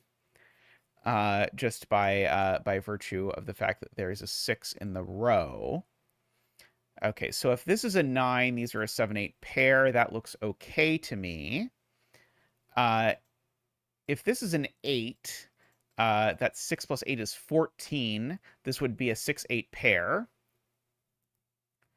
Oh, I just somehow accidentally took 5 out of too many cells. I probably just had something highlighted when I removed 5 when I wasn't supposed to have it highlighted. That's probably what happened. Let's see.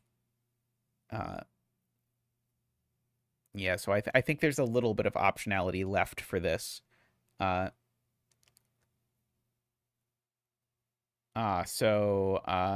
FGM pointing out there's a 9 over here, and hence, therefore, by Sudoku, there's a 9 exactly here. And hence, there's a 9 over here in one of these two cells. Let's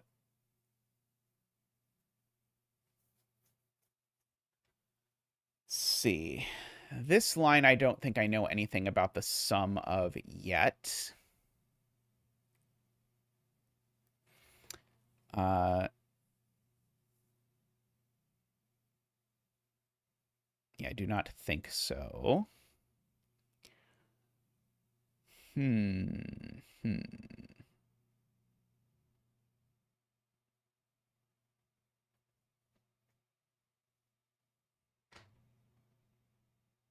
Yeah, these two are in the same omino.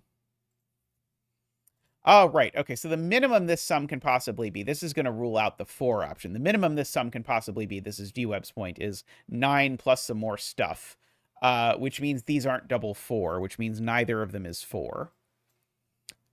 So these two are the same. And whatever thing they are that's the same, the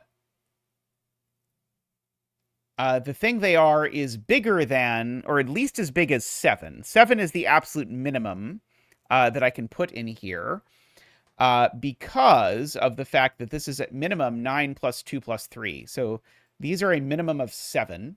And if they're a minimum of 7, that means whatever they are, they also take that cell, which means the 4 has to finish up here in order that that work phenomenologically. And again, this thing is at least 7, and therefore it's going to take this cell and merge with this cell, no matter what. So these are all the same, which means it's also the same as that one. Is this thing going to be an 8? 1, 2, 3, 4, 5, 6, 7. No, it could still be 7. 7's still okay. No, 7's not okay. It's at least 8. Right. Because this digit is the same as this digit. I believe. No, this can't be as big as 8.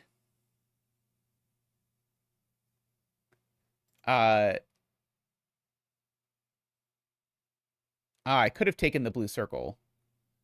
Right, so it can just be 7. But these digits can't add to more than 14 because of the 9 being gone. So this does have to be 7. All of these are 7. There's nothing else it can be. It's a minimum of 7, and it's also a maximum of 7. And so, therefore, this is also a 7. And so my 7s... so if this is a 7, The problem is that 1, 2, 3, 4, 5, 6. Yeah, if this is the last 7, these two cells are phenomenologically unfillable. So in fact, this is a 7 and that's a 7. 7 doesn't have a color yet, I don't think. So let's give 7 ivy. Like that. Okay, and so this is a cute Fillomino trick. Because it touches a 2, it can't be a 1 and a 2, it's a 3, so this gets to be carnival cake. And then this is a 2. Just because it can't be double 1 again. I can get rid of the blue circles now that they're filled in. Okay, and so now, because the sum is 14, these are a 3 and a 2 over down here. So this is not 2 or 3. That's not 3. This isn't 2 in the corner either. That 3 looks over. Makes that a 7 and a 3. Yeah, but the red one is adding to the aesthetic. That 7 looks over here and makes that a 7. So that's not a 7 in the corner either. Let's see. Okay, so these need to sum to 14. I should probably use the Sudoku a bit. So this is a 4 just by Sudoku. That one's not a 7. So how am I getting to 14 without 2, 3, or 4? 1, 5, 6 is still too small. Oh, this is easier, I'm being told. So it's not 7, 7, and it's not 5, 9. So these are 6 and 8 in some order. That probably is known if I look. Oh, what it does do for sure is make this a 4, because there's a 6, 8 pair. So these are a double 2, and they're that color of yellow. And so now, these are a 3. More carnival caking. More 3 in the corner goodness. For those of you who are fans of that kind of thing. These are 1, 2, 3, 4, 5, 6, 7, 8, 9. And that one's not a 1, 2, 3. So that one's a 5, which makes that a 4, which makes that a 2. Which makes that not a 2. Just by stuffy stuff. These aren't a 5 by stuffy stuff.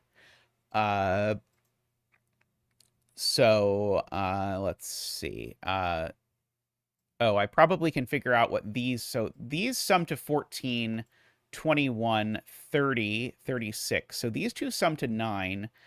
Without being 2, 7, they could be 3, 6, I believe.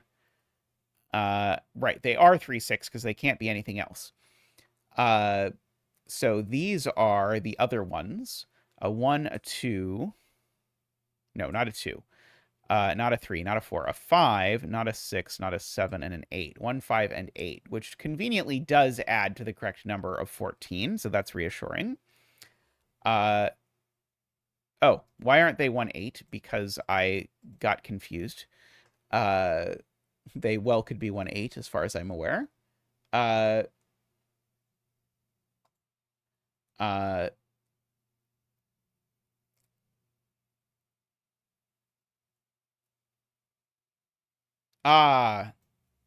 FJam points out there is a 3 looking at these cells. So one of these is a 3. So they are 3, 6. So these are 1, 5, 8. This one's not a 1 or a 5, so it's an 8. These are not 8.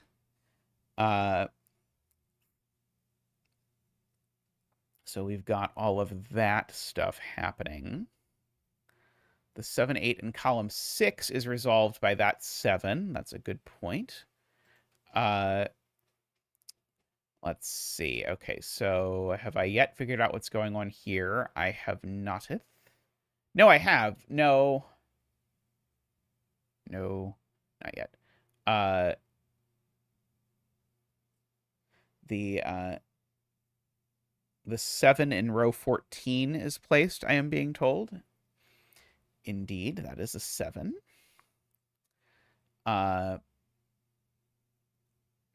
Let us see. Okay, so yeah, these sum to 24 still.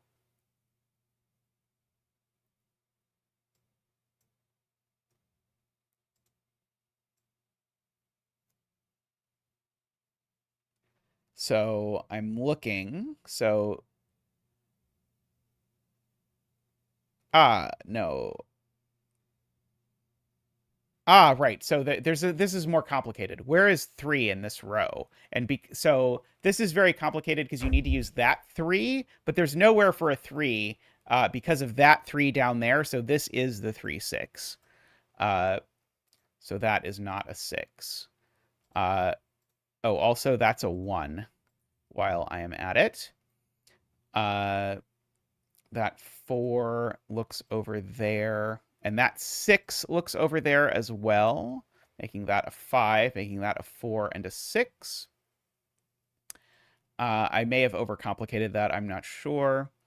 2, 3, 4, 5 is the last thing in this row. In this row, the last things are 2, 3, 4, 5, 6, 7. 2, 4, and 7. And the last things in this row are 1, 2, 3, 4, 5, 6, 7, 8, and 9. That one I know is not an 8. Somehow Sven knows this isn't an 8. I could not even begin to guess what Sven sees. That is not a 9.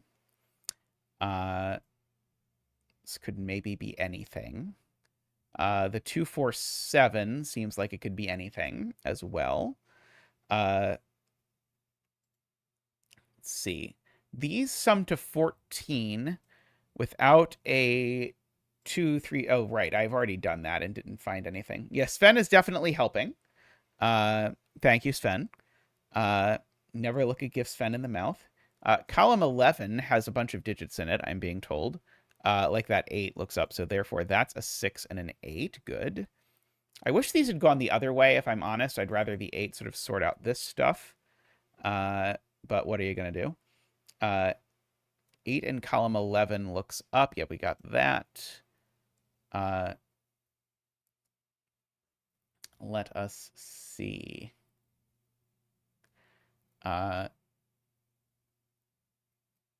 Is it only 158? I don't know. Is it only 158? So if I don't use a 1, then certainly it's too big. So certainly one of these is a 1. For sure. And so then I need a 1 and 2 things that sum to 13. And the 2 things can't be 6, 7. They could be 5, 8, and they can't be 4, 9. So yes, this is only 158. And that's not the 1. And that's not the 5. Sven can't tell me about that one, but somehow that one Sven knew.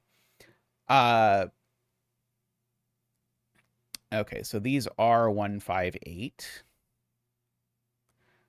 So these digits are not 1. It could be 2, 3, 4, not 5, not 6, not 7, not 8, and they could be 9. And these digits aren't 1. They could be 2 and 3. They're not 4. They're not 5. They could be 6 or 7, not 8, not 9. So we've got all of those. That's not a 3 looking over. We're almost at some sort of oople. This is not a 3 or a 6 looking over. Maybe more oople action if we're lucky. Yeah, we've got a bunch of like almost oople stuff. The 158 looks down, chat points out. So these are a 6, 9 pair. Nice. So these are not 6 and 9. They're 5 and 8, which then makes this a 9 and an 8. Okay, that's going to do it. So that 8 looks up there and makes that a 5 and a 9 and an 8 and a 9. That 9 looks back and makes that a 6 and a 9. That 8 looks over and makes that a 5 and an 8. That 8 looks down and makes that a 5 and an 8. That 4 has made that not a 4 for some time now. Let's see. We've got some scanning. These aren't... Oh, these are never able to be 5. So there's a 2 or 3 and a 6 or 7 on here, but the 6 and 7 in this column are definitely on this line. So the minimum sum of this line is 15. And the other possibility is 16. So this line sums to 15 or 16. Well, it doesn't sum to 16 because that would make this a 7-9, and there's no 7. So it does sum to 15, which makes this a 6-9. And I actually know the order of the 6-9. And then the fact that it sums to 15 tells me it's 2, 6, and 7 over here. So no 2s over here, please. So that gives me now a 3 and a 6 over here. That 3 gives me a 3 right there. So these don't involve 3s anymore. That 3 looks over here, giving me a 5 over here. I'm going to chase this Sudoku all around the grid, I suspect. That 1-2 pair looks down, giving me a 5 and a 1. This should be fillable. It's not 1, 2, 3. I think it's a 4. It's not 5, 6, 7, 8, or 9. Good. So that's a 2 and a 4. That 4 looks over and says that's not a 4. This 2 and 3 actually look over, making that a 1, making this not a 1. That 1 looks over and makes that a 1. So that is not a 1. That 2 looks over, making that a 7. Let's see. That 6 makes that a 2 and a 6. Let's see. That 4 looks over, making that a 9 and a 3 and a 4. That 7 looks back over and says that's not a 7. The 6 looks over, says that's not a 6. The 3 looks over and makes that a 2 and a 3 now. Let's see. That's not a 9 either. It's a 7 or an 8. That's not a 9 either. It's a 7 or an 8.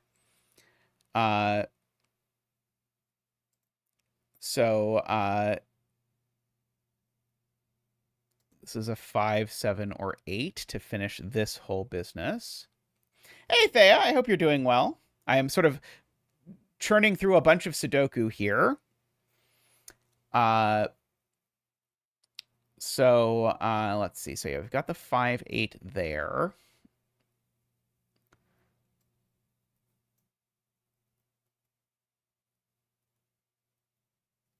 Let's see. Nicholas says the sum of the line in row 7 and 9. I'm not sure what Nicholas is talking about. Let's see. If this is 8, does it work, is the question. Hey, Scott, I hope you're doing well. Great to see you while I'm live. I know a lot of people like the VODs, and that's great, too. I'm a big VOD viewer myself. If this is an 8, this is a 7, and that's an 8, and that doesn't work. So, yeah, you could just case test it. This can't be an 8. Yeah, shout out to all the VOD people. If you're watching the VOD, say hi in the comments. I always love to see them. If this is an 8, it makes this an 8, and that just does not work because this is a 7, and these two do not add to 7. So this is not an 8. It is a 5. No Airbnb yet, though we'll be there. The 30th is when the movers are taking all of our stuff. So all of our stuff is being piled into places. Hey, David. I hope you're doing well. So now 5 plus 7 would make this 8 plus more than 5, so that's not going to work. So this has got to be 5 plus 8, which is 13, making this 7 plus 6, which is 18, making that an 8, making that a 7. The curtains will make a comeback after the Airbnb. I do not believe there is a plan to set up the curtains at the Airbnb, but who knows? Those of you who are around the stream may not be surprised to learn that Tristan usually decides these things. Let's see. This is a quadruple. Maybe I should come over and fill in this quadruple. We are still at this puzzle. 2, 3, 4, 5, 6, 7, 8, 9. This is not a 6. Have you done this one yet, Naverio? This is very good. I mean, I think you said you did Bitty Bytes 3 in under an hour, and I think Bitty Bytes 3 took me 5 hours. So you can extrapolate appropriately. But I think you would like this one. I think this is going to be a contender, we'll say. Uh,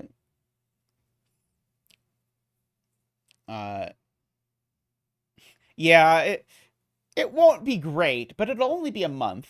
Yeah, we've never been stuck, I don't think. Yeah, I think that is accurate.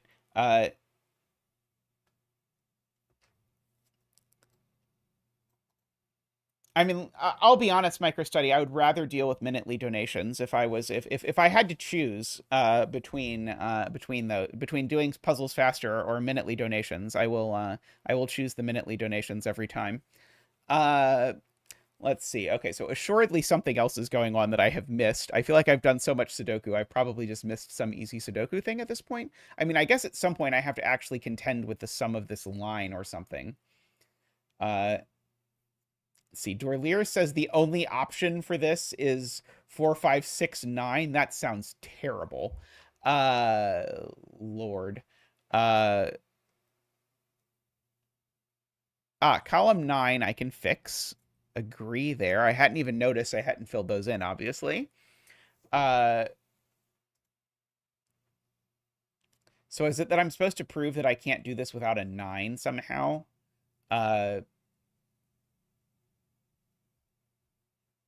So I can't imagine I'm supposed to investigate all the ways to make 24 in 4.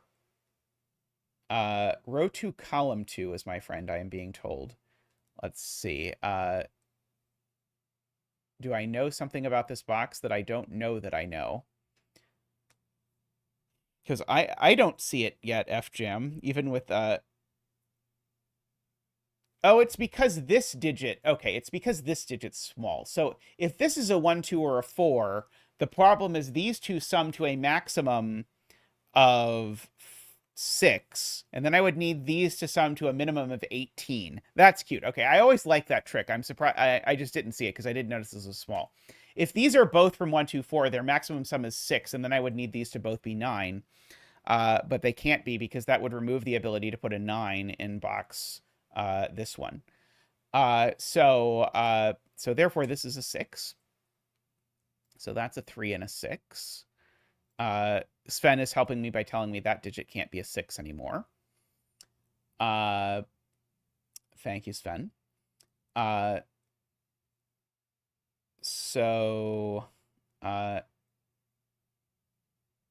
6 does sort out this. So that's a 2, and that's a 6.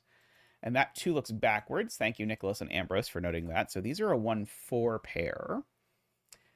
So if these were 6 and 1, that would be 7. I would need these to add... These would need to be an 8-9 pair in order for that to work. That seems possible to me. Just barely. Let's see. And if this is a 4, these sum to 10, I would need these to sum to 14. They couldn't be 9 and 5. Because that would be where the 9 is, and that would have to be a 5, and it doesn't work. In fact, maybe I should just note that 5 is sudokulogically in one of these cells. So 5 is, yes. So if this is 10, I need these to be 14. And they can't be 6, 8, or 5, 9. So yeah, that doesn't work. So this is a 1, and that's a 4, and that's a 9, and that's an 8. I'm guessing there was a more elegant way to resolve that sort of final bit there than what we did. Oh no, Sven has misunderstood how the 1s work here. I better turn Sven off. Sven has, for the first time in the puzzle, become confused about how pencil marks work in this puzzle. So this is a 1 and an 8. This is not a 1. This is not a 1, so this is a 1. This 4 looks down, making that a 7 and a 4. The 4 looks up and says that this is not a 4. Let's see. We've got to do this a little bit carefully, or we'll screw something up. That 1 looks over here, making that a 2 and a 1. This is not a 4 or a 7, MicroStudy points out, so therefore it's a 2, a 7, and a 4. That 2 looks down, making that a 5 and a 2, making that the 5 that I have pencil marked. This needs to be a 3 or a 7 for the row, and only a 3 for the column. A 7 and a 3 like that. Let's see, in this column, we are missing a 2, and in this box, we are missing a 7. So congratulations to all the 7 bettors out there. May all your betting tree wishes come true. Gorgeous puzzle there, Math Pesto. I loved all of that except whatever on earth we did here in box 1. But other than that, that was glorious. Very cool. I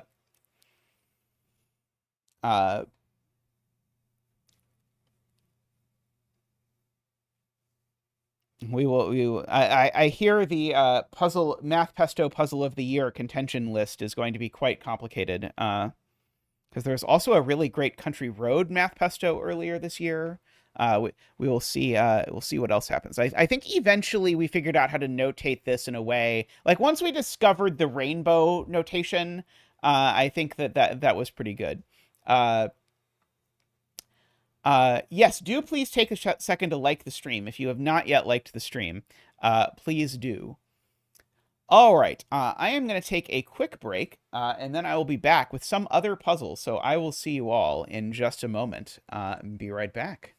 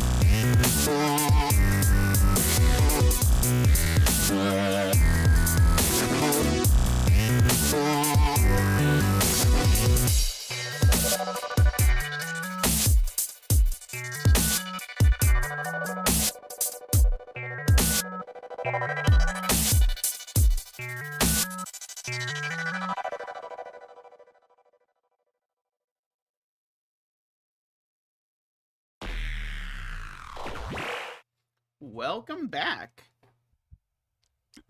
Next up, we have this little Clover arrow puzzle that I know Clover was quite proud of. So let us have a look at it. We'll put a bet tree here, unless someone has done this and wants to suggest their own bet tree. Yeah, this is quite a grid.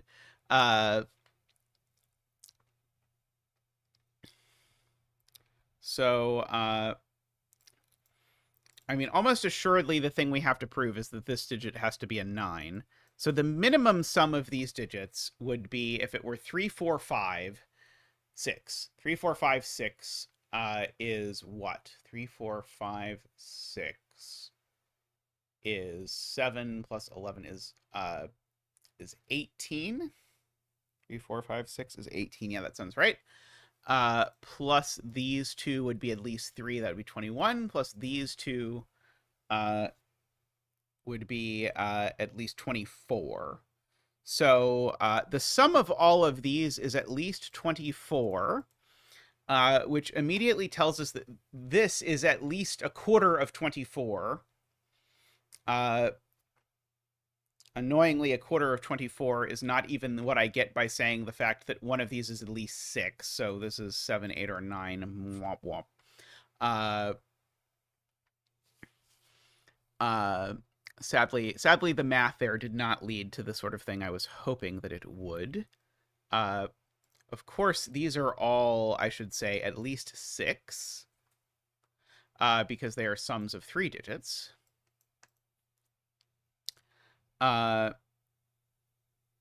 So we have that. We know we have to put the 7, the 8, and the 9 in these boxes in these cells. So I'm going to go ahead and highlight those in Simon's sweater. That looks terrible. In this mint. Because I can't put 7 on any of these cells.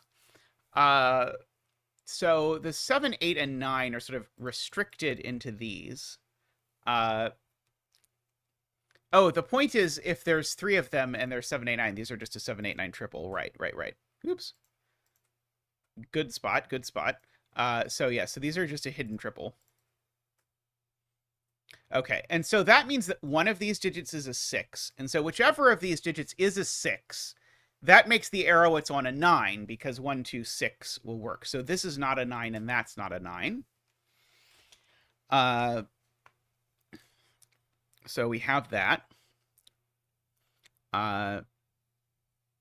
So these are a 7 and an 8 for, sorry, well, they're both 7, 8. I don't know if they're the same digit or not. So yeah, one of these is a 9 with a 1, 2 coming out, with a 6 and a 1, 2.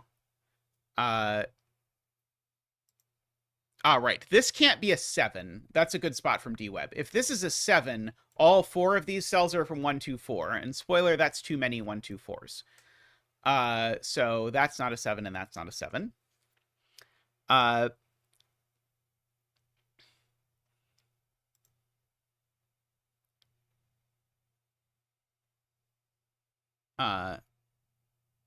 Oh, wow.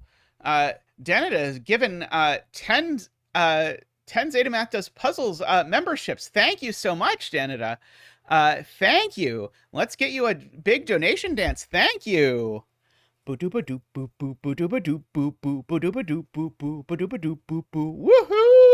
Woohoo! Woohoo! Woohoo! Thank you very much. Thank you for the support, and everyone enjoy their memberships and enjoy your new Zach emotes. Thank you so much. Yes, so big welcome to everyone who won a membership.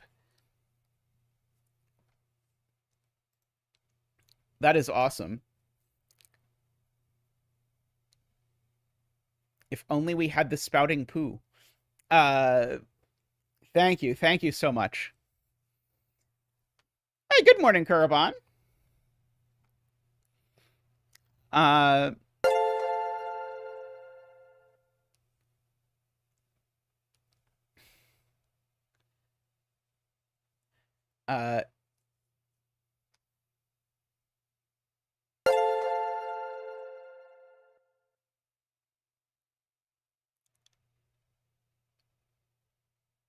Okay, so people are doing math. Let's think about the math.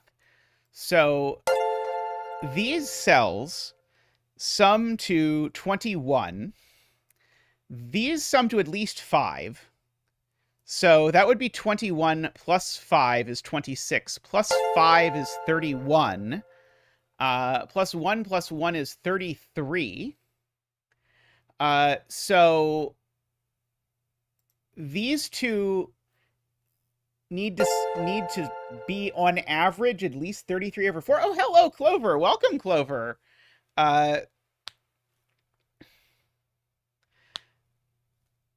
you. Yeah, and I realized that beautifully, as all of this is happening, the great generosity of Danita is sort of popping up on the screen. I don't actually get to hear the sound effect, so I hope the sound effect is cool. So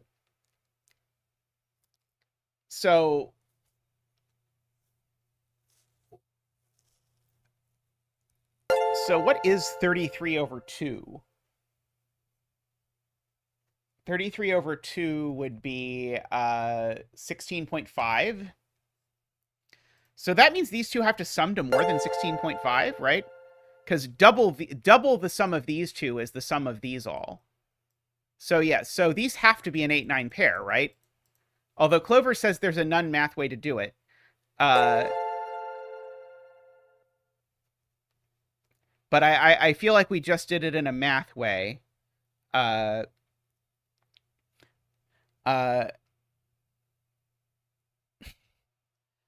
I support people finding out, Zendari. Oh no, did Streamlabs now break because of the flag?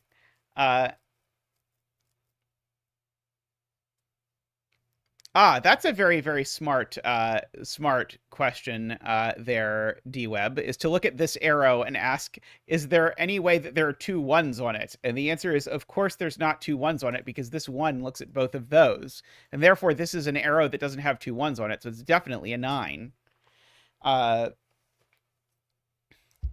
Yes, thank you, Danita. That's awesome. I love to see it. And uh, we can do a dance. Ba-doop-a-doop boop boop for the 9.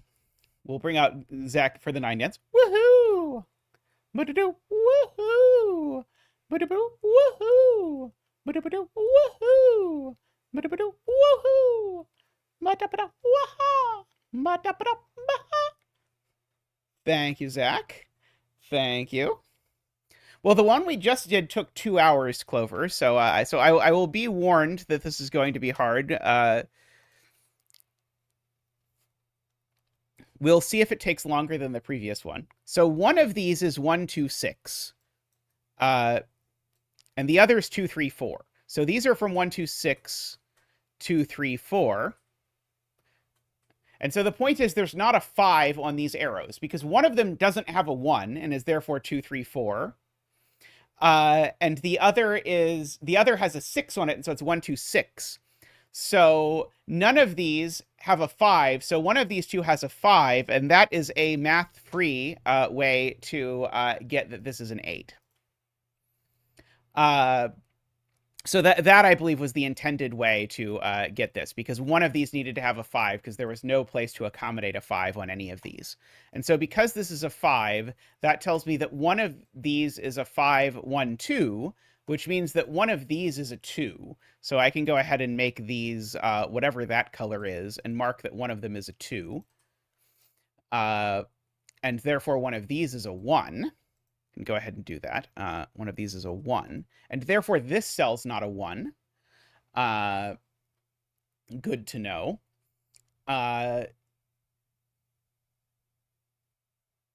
Oh, both of them are 1s, right? Both of them are 1s.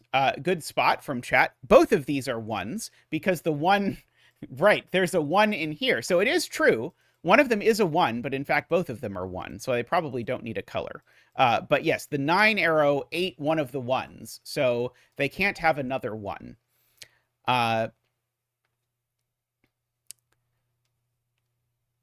Okay.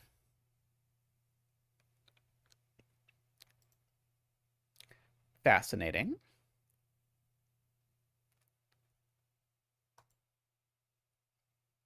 So right. Garion is like, that makes this twice as much, not 1.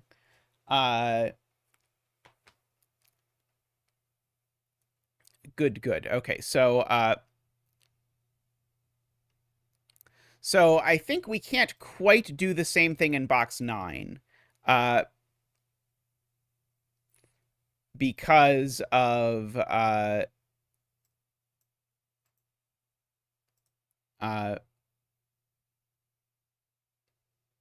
because this is a 2 and not a 1.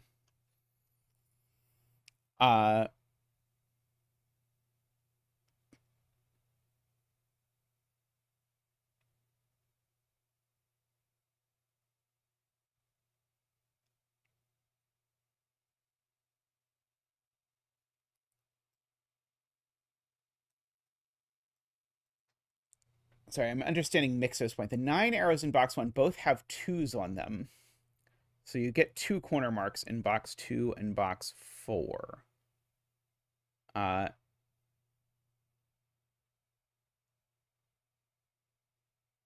Right. These are certainly from 2, 3, 4 is a very smart observation. Because one of these arrows is a 1, 2, 6.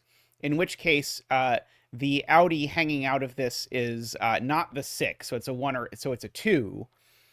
And in the other case, they're 2, 3, 4s. So these are always 2, 3, 4. That is very true. So the point is there are 3. So this is Mixo's point. There are 3 total 2s between this box and these boxes. So in fact, it's definitely true one of these 2 is a 2 and one of these is a 2. So there are 3 total 2s in 3 boxes. So the 2 in box 5 is in one of these 4 cells.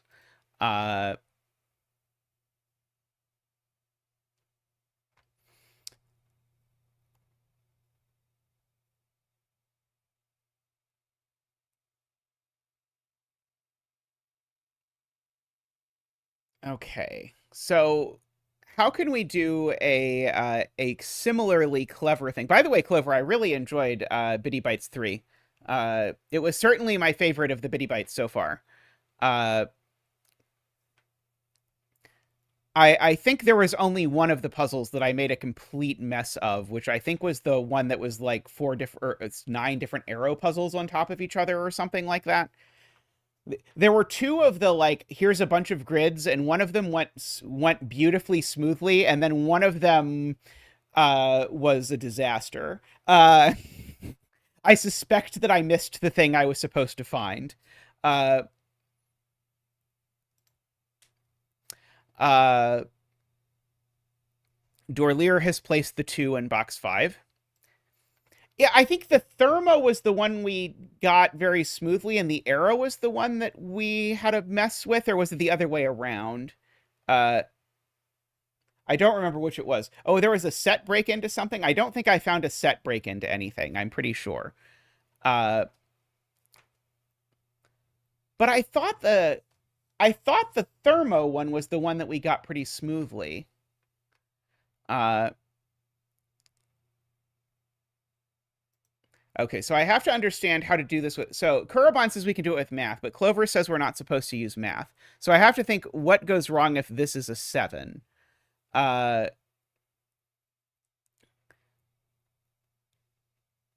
uh,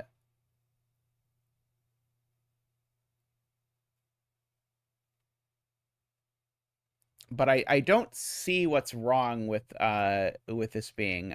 I mean, we can use math, but if we use math, then we immediately know this is a 7. I think. Uh, uh,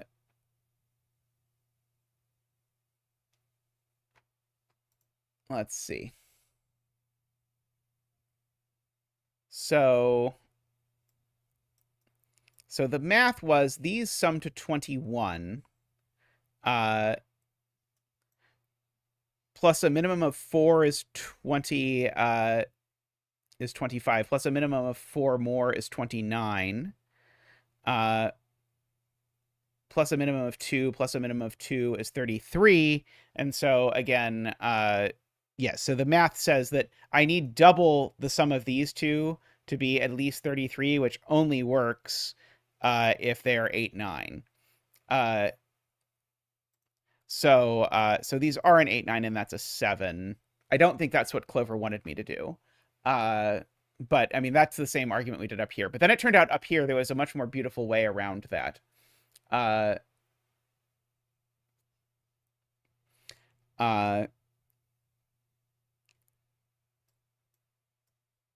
So there are only 3 1s on these arrows.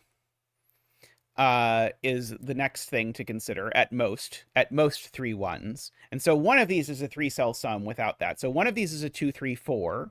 And so again, whatever the 9 arrow is, it's a 2, 3, 4 and a 1, 2, 6. Uh,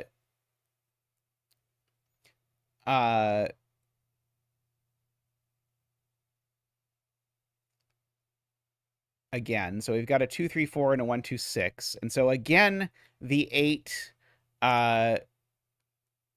needs to have a 5. Oh god, are people counting 9s on the Fistamathel ring while I'm not looking? Uh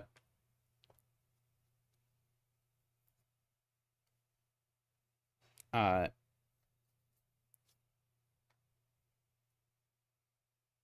uh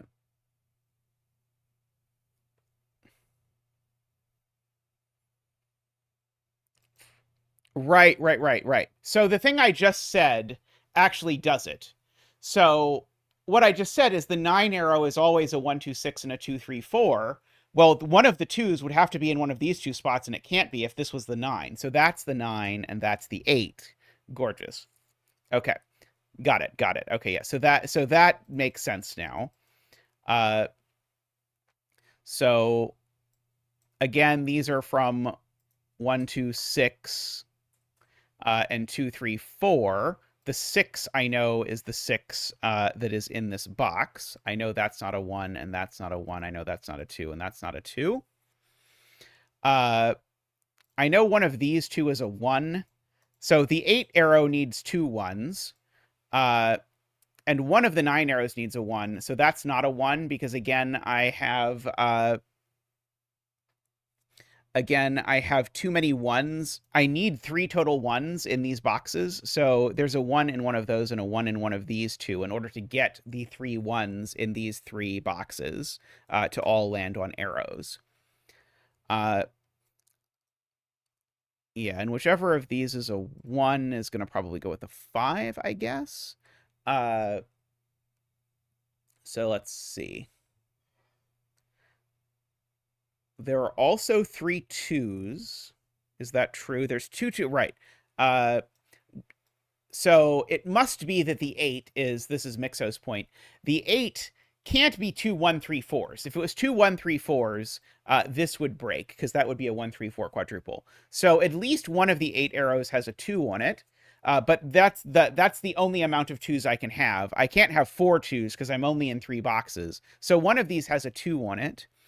And therefore one of these 2 is a 2, is what Mixo has identified. Let me go ahead and give these a color so that I can mark that one of them is a 2.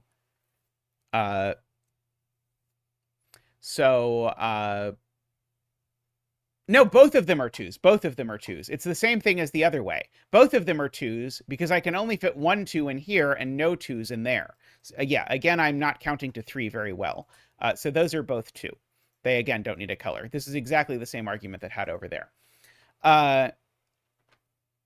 So that's not a 2 and that's not a 2. Yep, that's 3 2s. Yep. Agree. Okay, so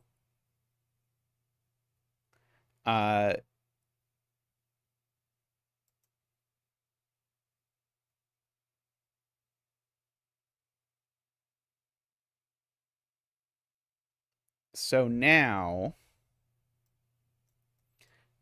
these need to be summed to an absolute minimum of 3 4 5 6, and 3 4 5 6 we learned earlier is 18. So therefore this is a 9 because it has to be at least half of that. And so these are 3 4 5 6. And therefore these are an 8, which goes up here, and a 7, which goes down here. Beautifully spotted and articulated by Codec and MicroStudy together. So there's a 7 in one of these 2 cells. I am spotting. There is an 8 in one of... there's an 8 exactly here, because it's not in the column with the 8, and if I put an 8 here, I'd need a second 1 in the box. One of these is an 8. That doesn't sound so useful to me.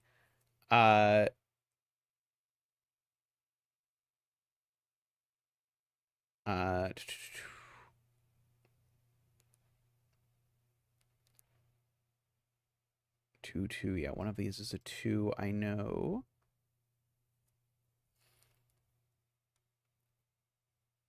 Yeah, one of these is a 2 5.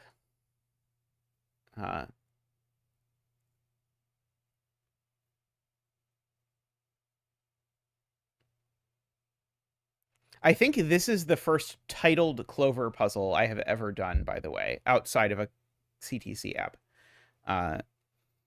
So you know Clover must have been very excited by this one. It's very elegant. Okay, so what am I supposed to see now that makes my life better?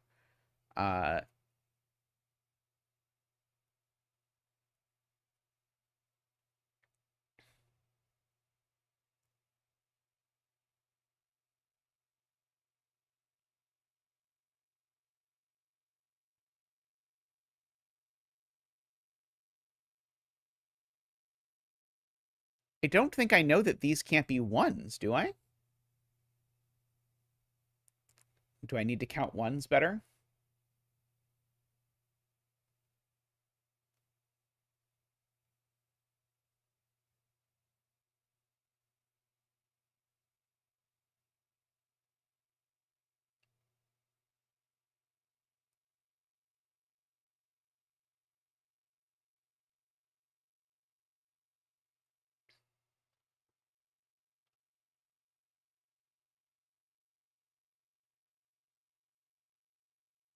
Okay, so this is a smart idea from Garion, is that I can figure out what the sum of all of these cells is.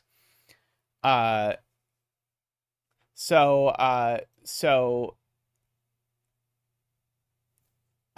if I sum all of these together, oh god, this is going to be painful.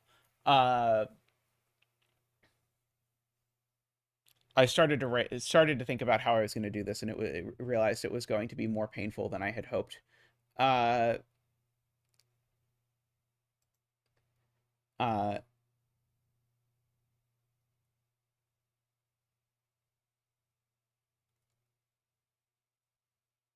okay.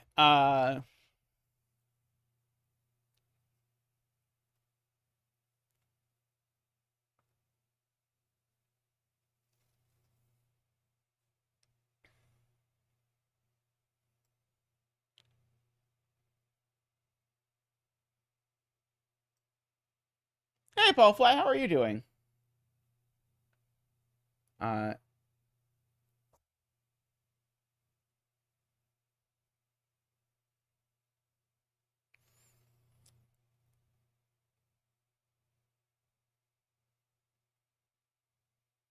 okay, people really want me to do this. So, of course, all of these cells in total. Yeah, okay. So all of these cells in total sum to 3 times 17. 3 times 17 is 30 plus 21 is 51. Plus 7 is 58. Minus 45 is 13. Minus 2 is 11. And then minus the two twos, if you like, is 7. So I have two digits that sum to 7, in addition to the two twos that are not ones or twos. So the point of all of this is that this is always 2, 3, 4. I think that is the upshot of all of that. I don't know if similar things happen if we go do this down here.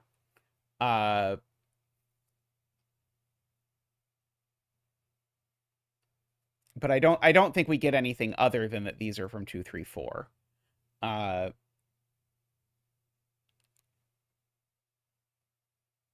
At the bottom right, so yeah, so we can do it again. So 34, sorry, 17 times 3, we decided was 51, plus 7 is 58, minus 45 is 13, minus 2 twos is 9, minus 2 ones is 7, and so again, I have two things that sum to 7, and so yeah, again, these are 1, 3, 4.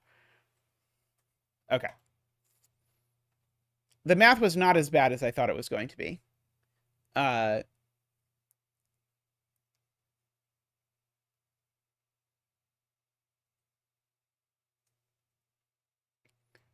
So does it do anything to know that this is a 1 and a 3 and a 4? And that this is a 1 and a 3 or a 4? Yeah, you have to add the 7 so you can subtract 45. Otherwise, the math doesn't work.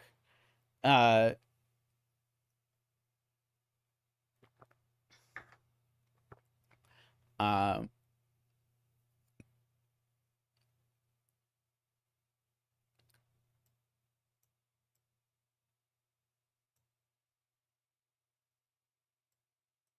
this is a 3 or a 4. That's like a 3-4 pair or something. 7 in box 2, Kodak points out, is very interesting. So 7 in box 2 is now sort of shunted over here.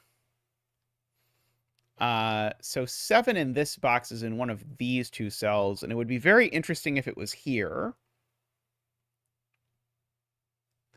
It'd be 7 and 2 there, but can this be a 2, I guess, is a good question to ask. And I don't think I know that this isn't a 2.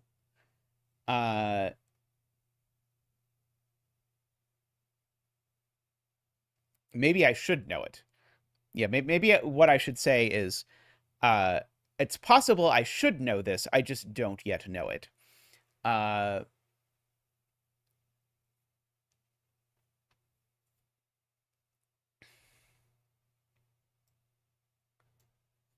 I keep having this terrifying thought that I'm supposed to be counting things on the Fistamathel ring, because, for example, I know none of those are ones and twos. So there's at most 2 1-2s on the Fistamathel ring. Is the sort of thing that one might notice. I doubt this is a set puzzle, but probably there's a smarter way to frame that geometry that would give the same result in a way that sounded less like set.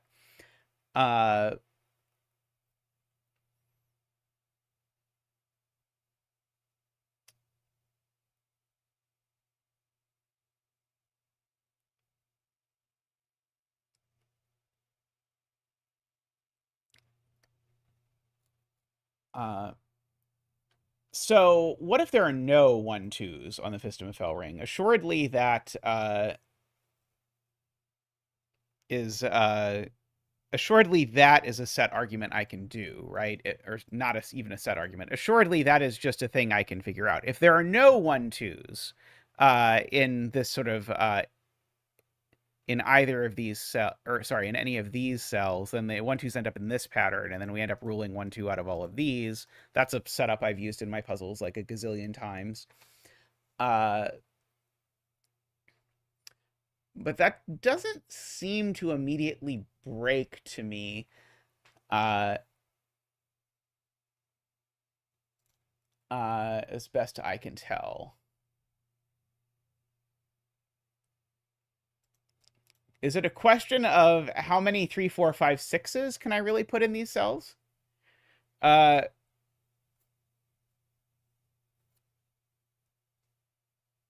uh,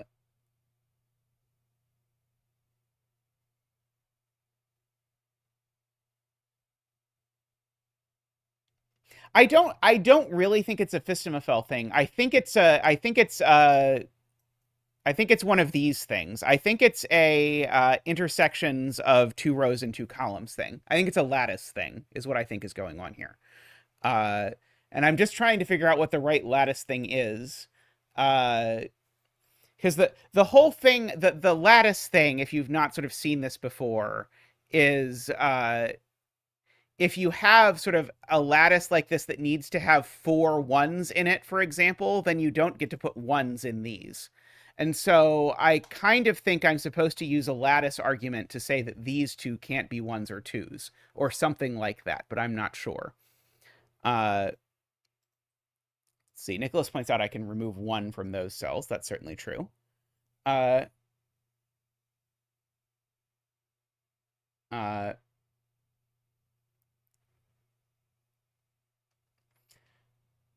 Let's see. Screaming Ice Cube says, can row 7, column 8 be a 1? I think Kodak was arguing before that it could not. It can't, for the reason that it does not work if I try and make this. If I made this a 1, I'd have to make this a 6, and I can't. So those are not 1s. Oh, that's helping with my lattice, actually. So that's actually potentially promising. So can I make a similar argument about these? Well, those definitely aren't 1. So yeah,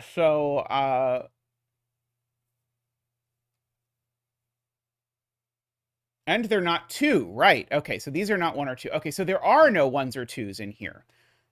So yeah, so that's the point. Okay, got it. So we are at the lattice point. So these are not 1s or 2s. So these are 3, 4, or 5. Okay, so the point now is something about 1s and 2s in these cells. And so where are the 1s and 2s in these cells? And how many of them are there? We know that there's... so we need to do some arithmetic on this collection of cells. I think I am prepared to get rid of all of my other coloring to do this arithmetic.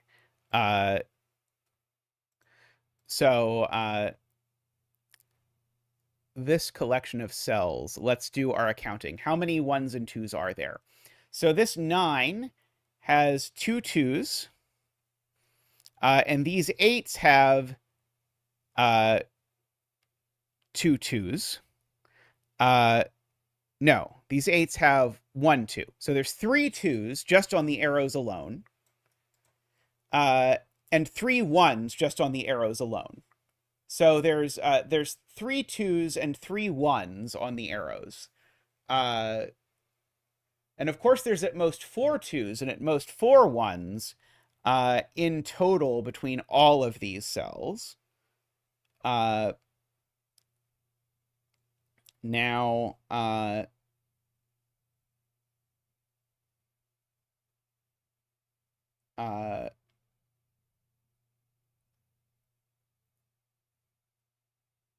so 3 1s and 3 2s into this lattice agreement. All that's telling me, I feel like, is that, well, I mean, this cell definitely isn't a 1 or a 2. I mean, the only deduction I'm going to get out of this is that this cell isn't a 1 or a 2, but I know this cell isn't a 1 or a 2 because it sees an arrow with a 1 and a 2 on it. Well, it sees an arrow with a 1 on it and an arrow with a 2 on it is what I mean. So this, I mean, the whole point of this argument is to argue that this cell's not a 1 or a 2, but I already know this cell's not a 1 or a 2. I feel like. So yeah, I know, like, my 1 in this box certainly lives in one of these sorts of cells. Ah, okay, that's it. So, I think. So, 1 in this box is restricted to one of these 4 cells. And likewise, 1 in this box, sorry, likewise 2 in this box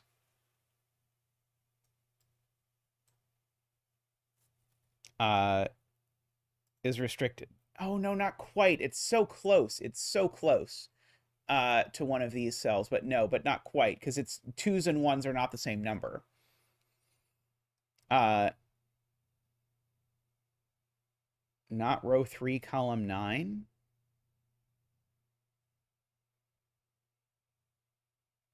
I have a 2 in row 8.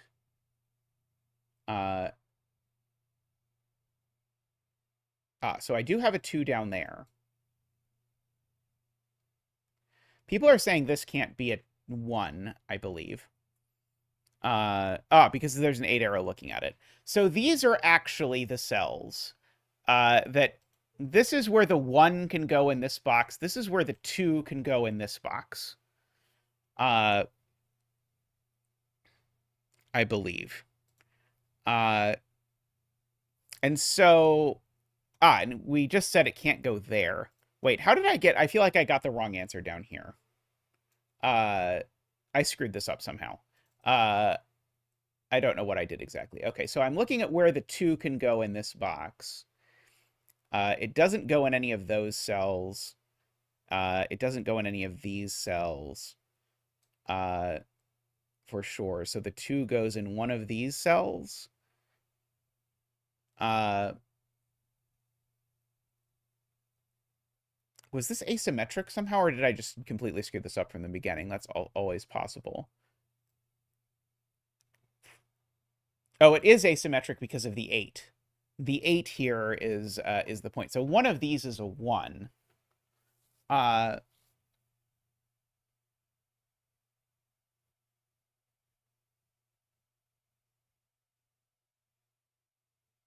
And if this is the 1, if the 1 is up here, there's no more 1s in blue. And so then the 1 down here would have to live in one of these 2 places, but this is not getting me quite where I want to go. Let's see. Row 1, column 3 can't be a 6 because there's no 1 marked in either of these places. That's true. That can't be a 6 because there's no... wait. Sorry. This can't be a 6 because there's no 1 marked in either of these places.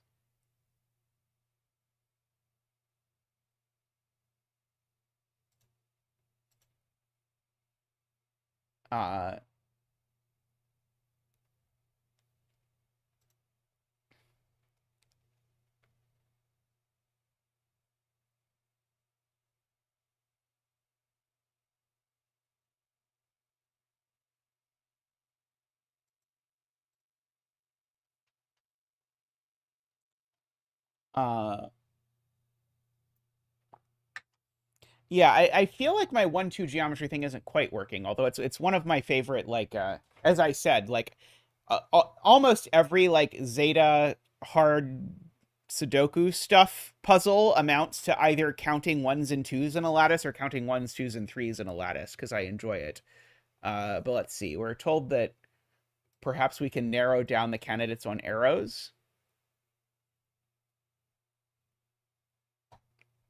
Perhaps I should fill in the digits here and then just narrow them down. Let's turn conflict checker back on. So that I can see, for example, that these can't be twos. And I'm not putting a 6 anywhere on the 8 arrow. Fun fact. I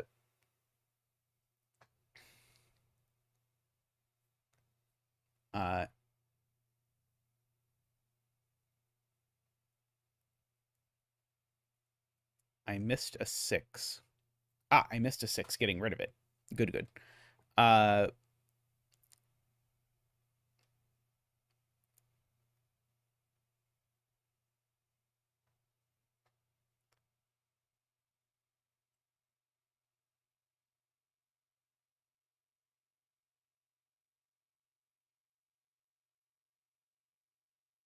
Can do the same argument with 5s that you did with 6.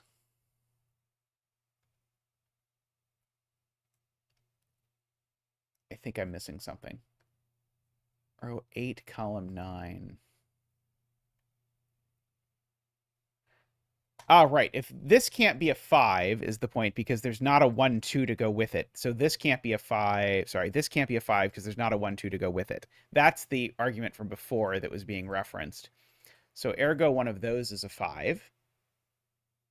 Hey, Isabella. I hope you're doing well.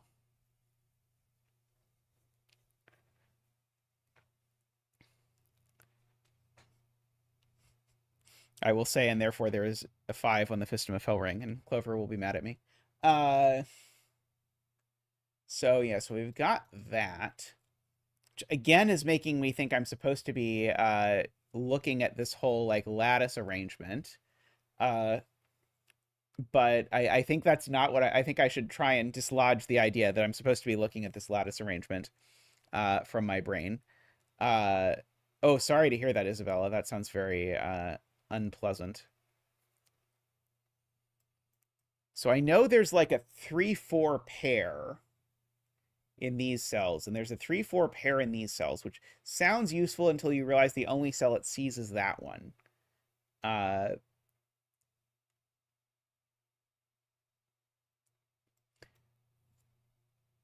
Let's see.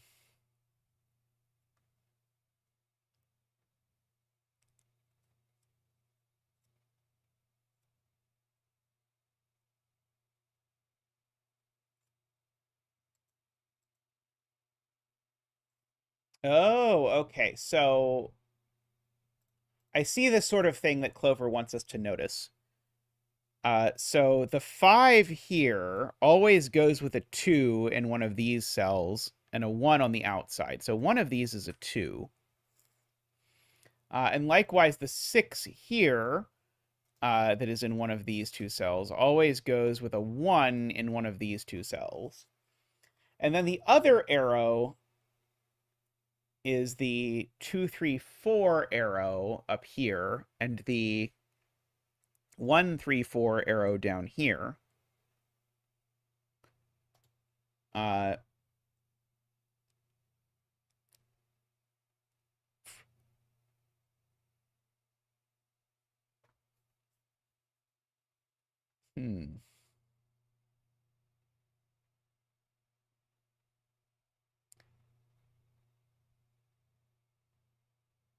And if the 9 next to it... So, okay, so it goes with a 1 on the outside, then the 9 arrow parallel to it won't have a 1.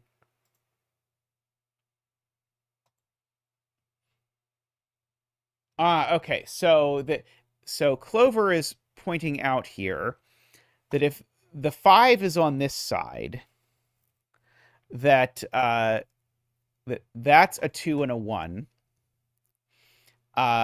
And therefore, that 1 tells me that this is a 3 and a 4 in that universe. So one universe where this is a 5, this is a 3-4 pair.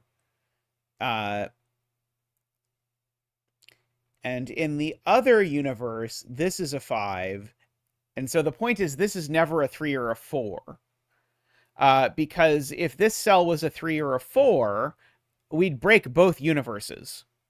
That's the point. So this cell's never a 3 or a 4, and I'm going to guess exactly the same thing is true. This cell's never a 3 or a 4.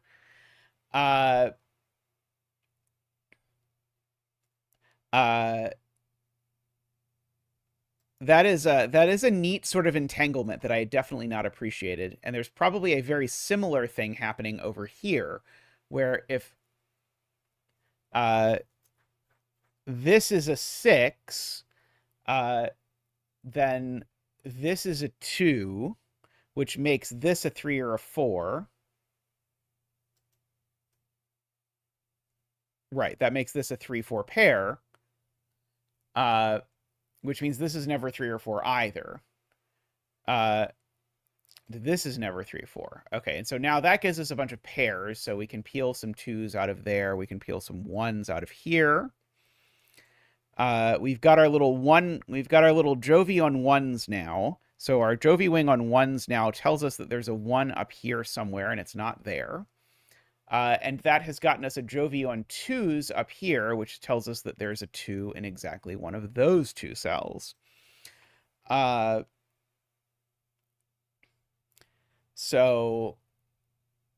that's not a 2, because the 7 in this box is not where it's supposed to be. Because the 7's over here. So actually, that's the 2. Woohoo! Wow. That was insane. Okay, so that gives us the 2. And so that tells us that this is the 1, 3, 4 sort of arrow. And so this is the 5, 2, 1 sort of arrow. And so we get to do all of that. And so this is not so this is the 2, 3, 4 version. Sorry. While I chase this. So that's not a 6. And so therefore that is a 6 and a 1. And so 1 and 1, 2 and 2. That is not a 6. So that's not a 3.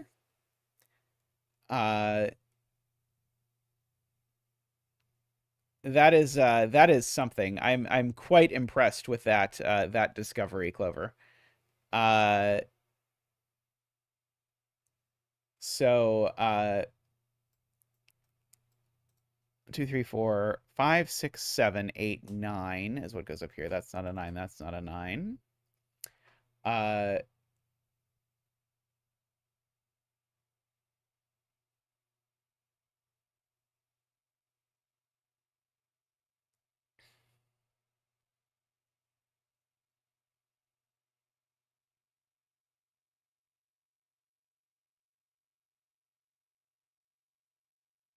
2 in box 7's now placed.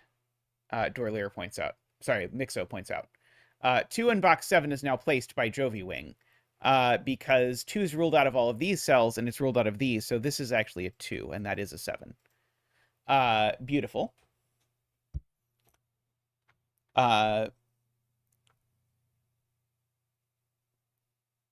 So my attempt to prove that this was not a 7 was doomed to fail. So that's a 7 just by Sudoku. It's the only place for 7 in the box. So one of these 2 is a 7 now. This apparently is a 7. That's a 1 now. Just by Sudoku. So that is the 2. This is the 2, 3, 4 kind of arrow. This is the 6, 1, 2 kind of arrow. So this is the 3, 4 kind of arrow. So this is the 5, 2 kind of arrow. 2, 2, 1, 2, 2, 5, 1, 2. Got it. Okay, so no 6 goes there. And so now this is naked, I'm being told. Yep, so now it is a naked 6. 6y, indeed. Let's see. So let's just mark up these cells. So they seem to be a 3, a 4, and a 7. But this one's not 3 or 4, so it's just a naked 7, making that a 5, making that a 6, and a 9, and a 7. And a 7.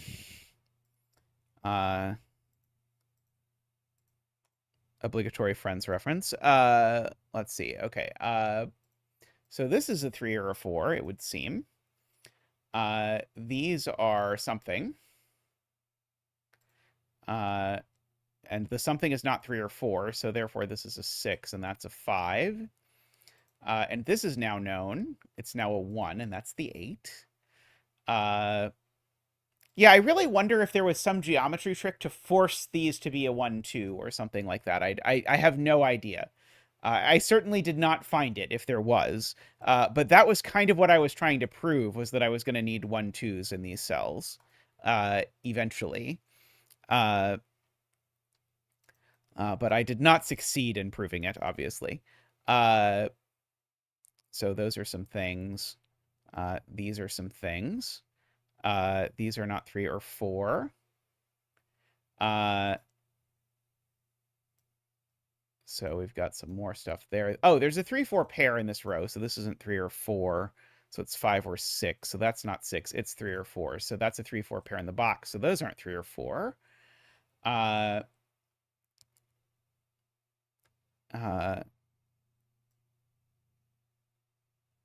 6. Yes.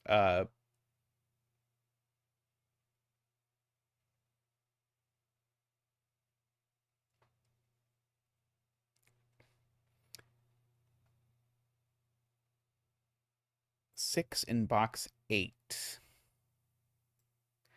6 in box 8. Good. 6 in box 8 is actually placed here. Great spot, Jaleb. So 6 places the 9 and the 6 over there. So now 6... yeah, I guess I already knew 6 was in one of these two cells, if I'd thought about it. Let's just mark some random cells. Marking random cells got us a 3-4 pair, so it got us a naked single, so I'll take it.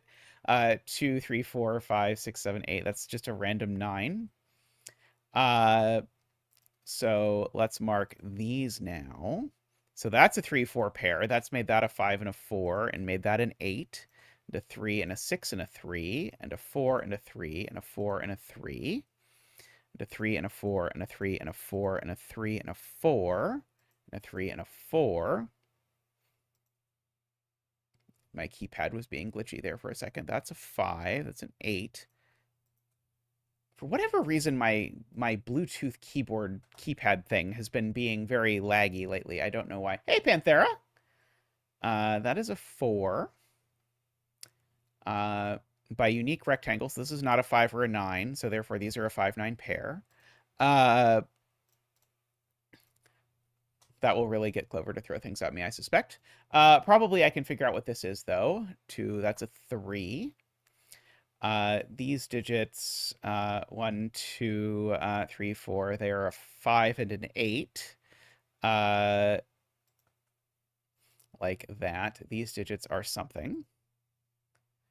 This appears to be a naked 9, making that a 5, making that an 8 and a 6.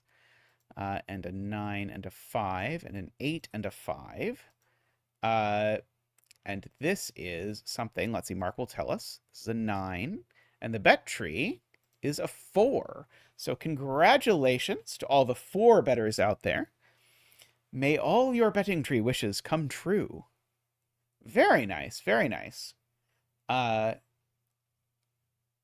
What a discovery. Just the blank grid there is just striking, and then the sort of the path through it was also very cool.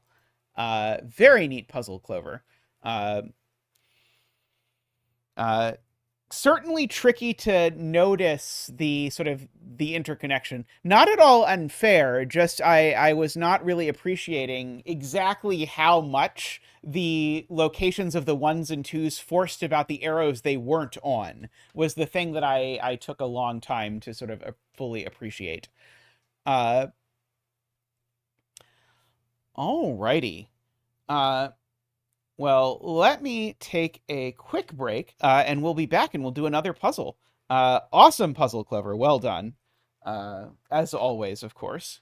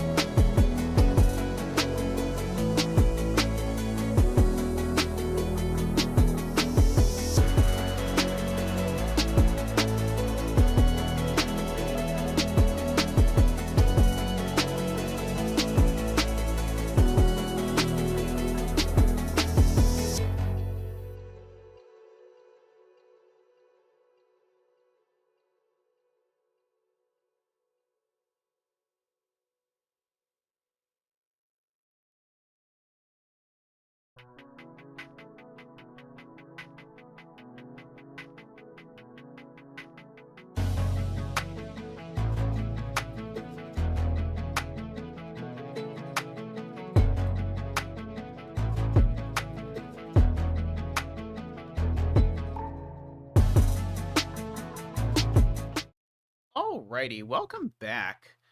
We are going to do a BenceJoful Star Battle hybrid. Bence has this long-running series over here on LMD. Let's see, I can put this in Penpa mode and you'll be able to see this slightly better. Where you can see there are now 20 in the series. So I only discovered the existence of this series when Jovial was on stream, by the way. Shout out to Jovial. That was a lovely and wonderful stream, if you did not see the Jovial pencil puzzle stream. But this is a very cool series. And I pulled up the LMD page, not just to show you that Bence published a lot of these puzzles, but also to pull up the example puzzle. We have here standard Tapa and Star Battle rules apply. We'll figure out what those are in a second. So the Tapa is we need to shade some cells so that all shaded cells form one orthogonally connected area.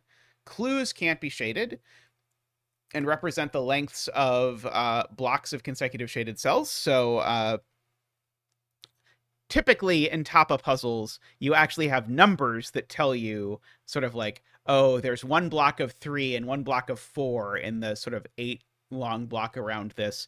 Here you just get question marks. And so the only real content of the question mark is there's one group of shaded cells around here. Enjoy your nap, Kodak.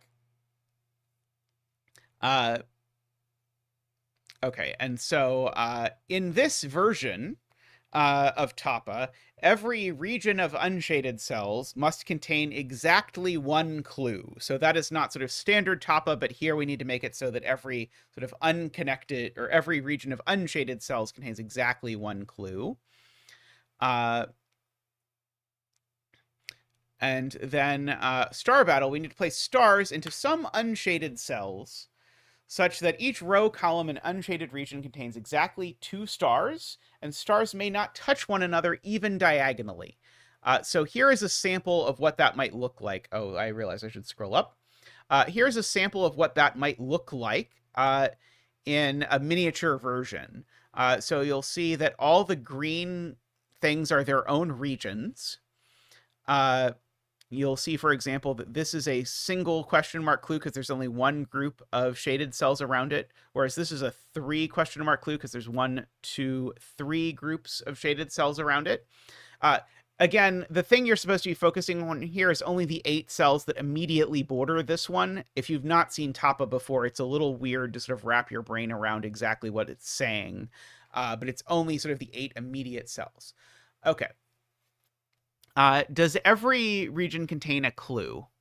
Yes, every region contains a clue. Okay, so we have this. So clues are always unshaded. And we're going to get some shaded cells right away as well. So these are all shaded. I need to shade this cell, because if I don't shade this cell, then this cell is green, and then these two are in the same thing. Oh, sorry. Thank you. Thank you. We switched back to Sudoku Pad. Sorry, we're better now. These are also shaded, so there's not a no checkerboard rule. These also have to be shaded for the same reason. Otherwise, these two become in the same region, and that is a rule of this puzzle. And the shaded cells connect, so I better move this over here. Otherwise, that will not happen. Let's see. Okay, well, regions need 2 stars in them, and so they're certainly not 1 cell in size. So this is definitely green. In order to facilitate that thing. This is interesting because there's only 2 possible orientations for this, because I need to have 4 things, and so it's either going to look like this, or like that but flipped, where that's the green and that's the gray. Is one of these obviously broken? I don't think either of those is obviously broken to me, but just in order to get 4 separate shaded cells, there's only 2 possible ways that you can do that. It will have been obviously broken to someone in chat, I'm sure. Okay, MicroStudy says, I know which one. Oh, right. Yeah, this doesn't work. Because I need to put 2 stars on top of each other, and on top of each other counts as touching in Tapa. So, right. So, yeah. So, for the same reason that this grew, I need to do this way and not the other way. And now I need to keep these 2 regions apart, because if I don't, then, well, then I've got a region with more than 1 clue, and I'm not allowed to do that. That's just not allowed. This needs to grow because it still needs to have at least 2 stars in it. Sorry, it needs to have exactly 2 stars in it, but it's not going to have 2 stars in it if it's 2 cells in size. Because remember, stars can't touch even diagonally. Let's see. But now I am allowed to just put stars in those places. Okay. Oh, no, this gray doesn't necessarily need to get out. Oh, this is shaded in order to keep these apart. Good spot to Josh. Right.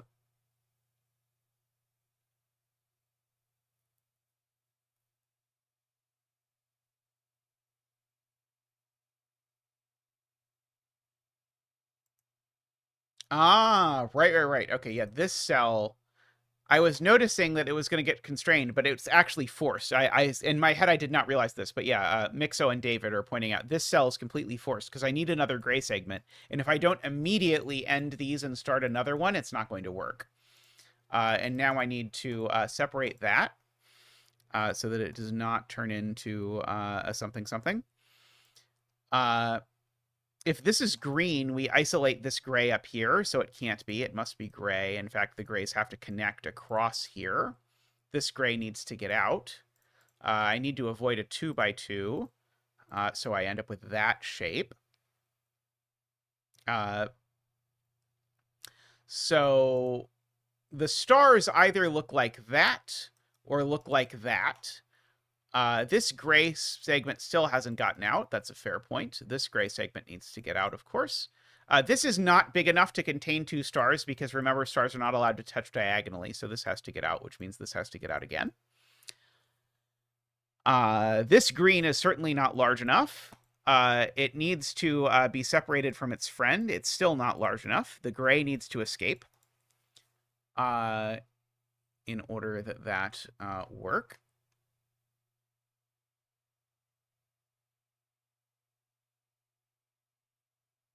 If this is gray, the puzzle breaks in a sort of funny way. If this cell is gray, let me show you. If this cell is gray, then that cell's also gray, but now this cell is green, and now the gray is isolated. So that doesn't work. So this can't be gray. It's green, and therefore this is gray to keep those two apart. Now this gray needs to keep getting out in order to fulfill its destiny. By uniqueness, this has to be green. Let's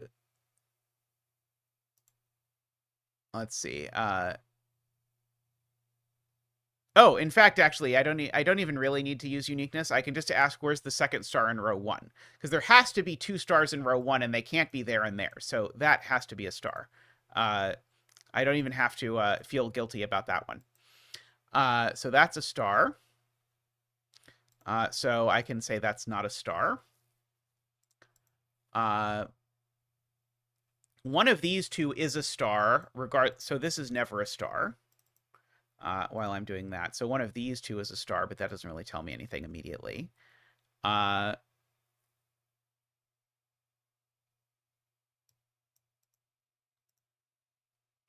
This is cool so far. Let's see.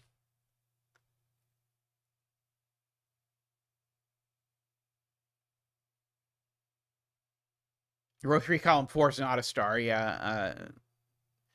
In my brain, I had already mentally said the stars either look like this or like this, and I'm not sure which yet.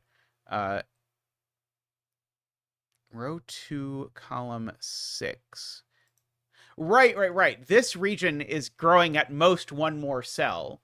And so if this cell is a star, is Mixo's point, it would rule out a second star from the region entirely. So this is never a star. And now I can only fit 1 star over here. So therefore, Mixo's point is this is a star. Agree. One of these two is a star.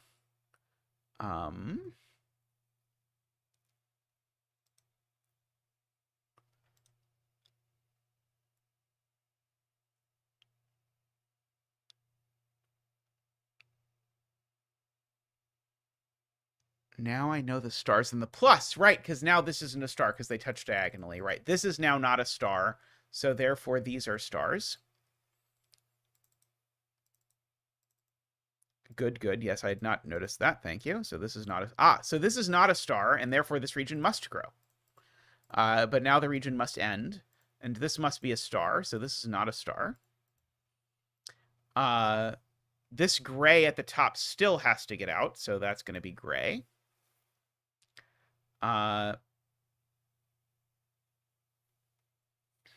Let's see. I can get rid of some of these X's in regions that already have 2 stars. This gray is trapped, is Paul Fly's point. Or is at risk of becoming trapped. This region has to grow.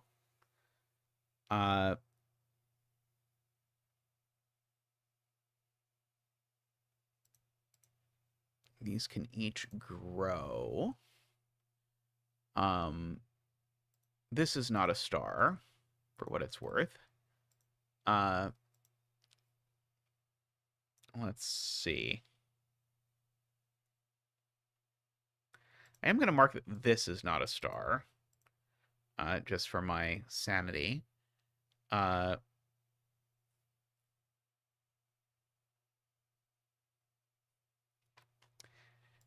Yeah, Paul Fly, I was looking at that and I was thinking, oh, is that going to tell me something? But if it does tell me something, I don't know what, I'll be honest.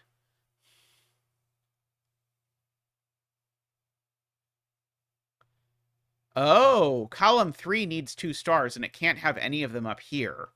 So column 3's 2 stars go in one of those and one of those, is Paul Fly's point. So that's very interesting because it means that this isn't a star ever. That's a very good spot to Paul Fly there. So that's not a star. And so let's see.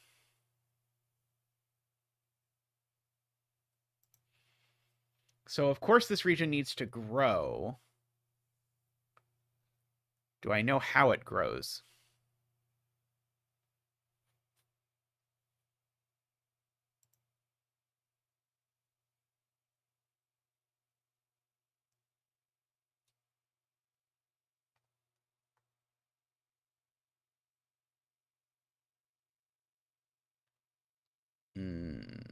People are saying I know something about the car and stars in column 2. I do not understand how I know something about the stars in column 2.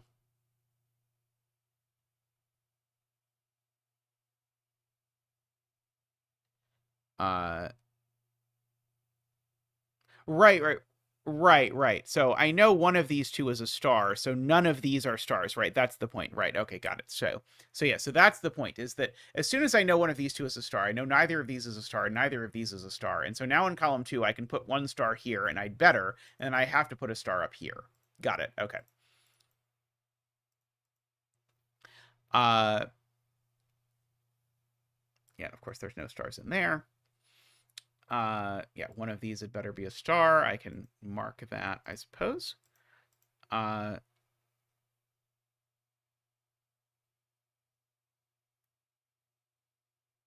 Okay. I'd love to be able to say something meaningful about, like, this region certainly needs to grow a good bit in order to get its appropriate allotment of stars.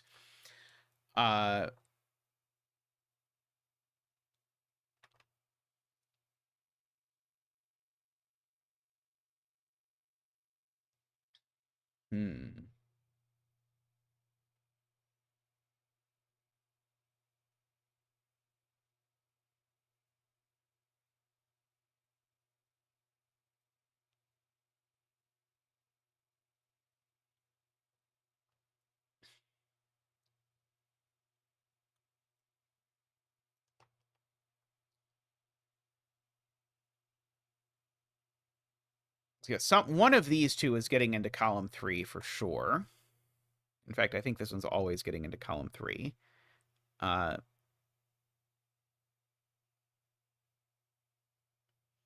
Actually, assuredly, one of these two is a star, because I need a second star in the column for whatever that's worth.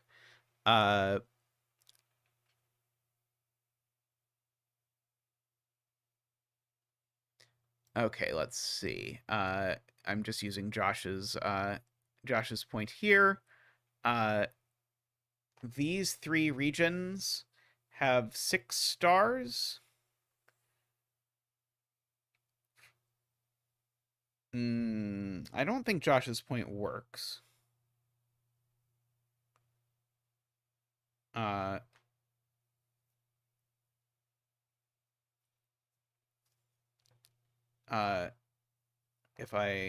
Because I need to know that there were 8 stars. Oh, actually, maybe so. I should do it the other way. I need to find 8 places for stars in these things, and No, no, I still can't. No. I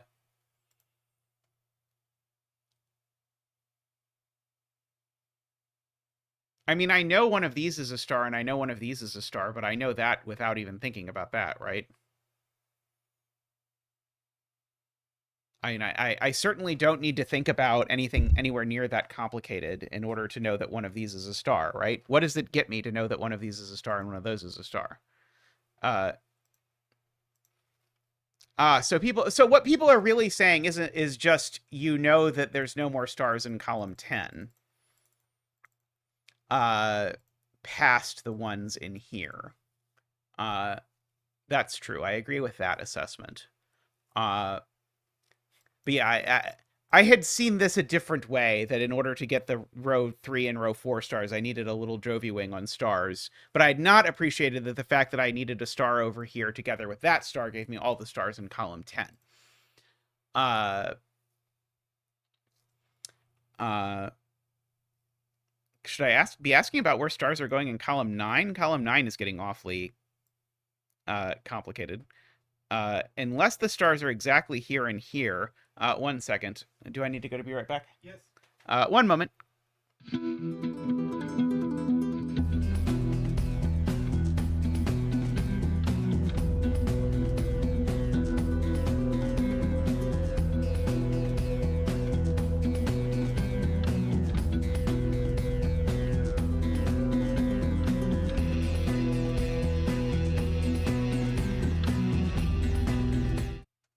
We have returned.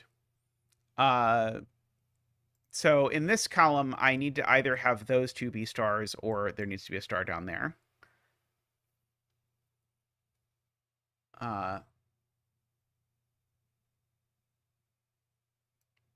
It is true that in each of these 2x2s, this is Paul Fly's point, I need to put a star. So one of these two is a star, for whatever that's worth.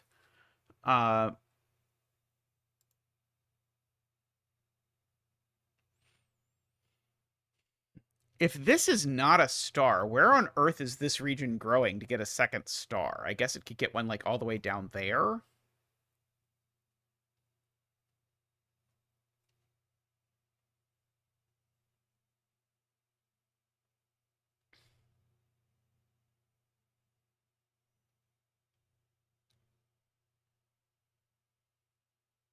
Yeah, this region's definitely making it to column 3.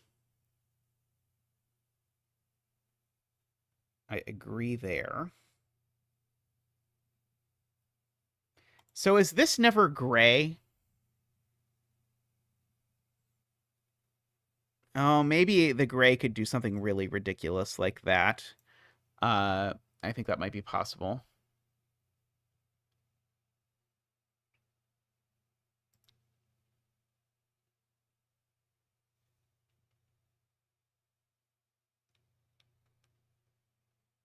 Because of row 6, column 8, because of column 9. Sorry, row 6, column 8, because of column 9. Yep. I need a star in one of these three, so this can't be a star. I agree. After I got to the right row 6, column 8. Only took me infinity, but I got there eventually.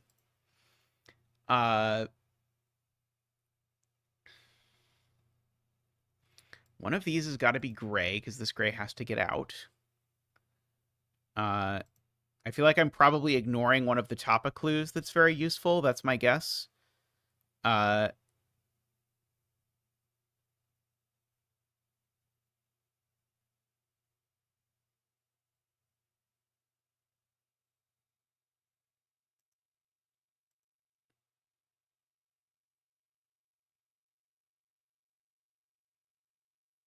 Yeah, this is going to have an interesting experience getting its stars.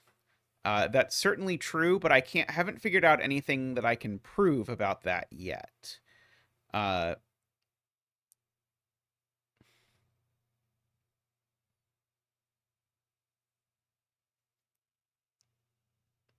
hmm.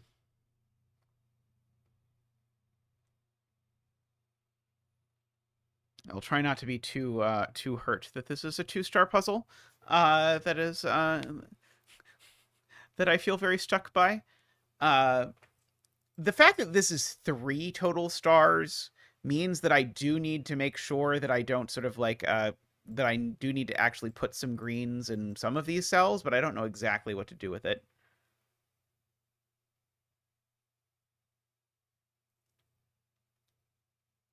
I can't even conceive of what puzzle Nicholas is on.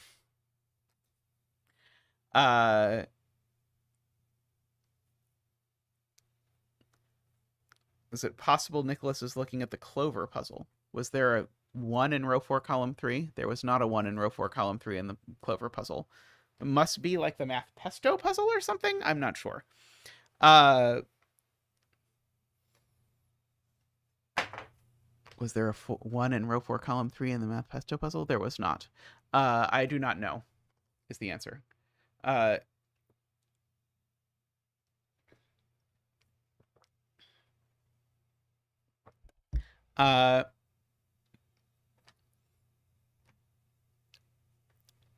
Let's see. I keep looking at, like, is there some combination? Like over here, there was this deduction that was based around the fact that the no 2x2 rule was going to cause something to disconnect. I'm looking, and I don't see it, but I'm looking to see if somehow one of these 2x2, no 2x2s would force a disconnection amongst the grays, which would be positive.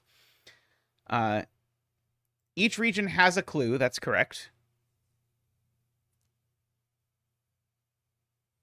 Oh, so is the point if this is gray, then it makes this green and it doesn't have a clue? I mean, it could connect down there or something really ridiculous. But that's a good point. I hadn't really thought about that, that if I make a green, I am obligated to find a home for it.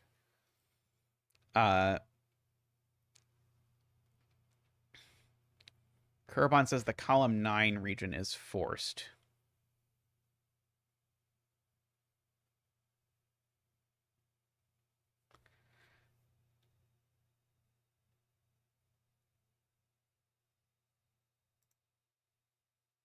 I do not understand.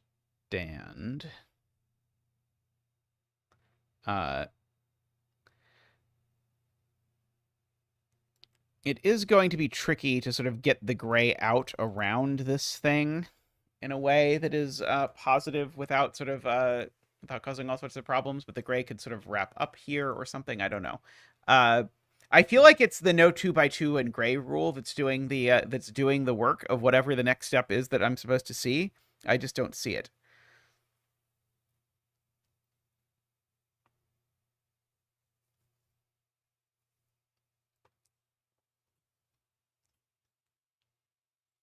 The fact that this is 3 question marks also seems relevant to me.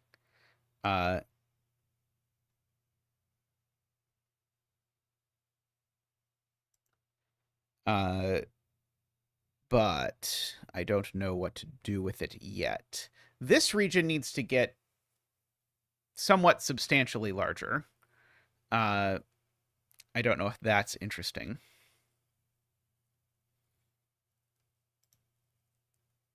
Let's see if this is gray. This green... Is the green going to be unable to get big enough? I think the green could come here, though. Like, we could do the whole Nurikabe thing of just highlight a random group of 4 cells and say that one of them has to be green and ask what region it's in, but I don't know that it's quite potent enough yet.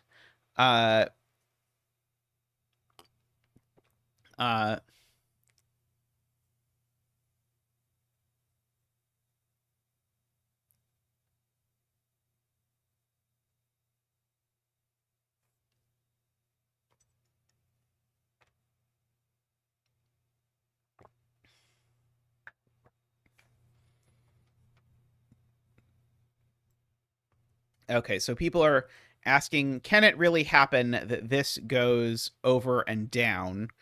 And I think the answer is no.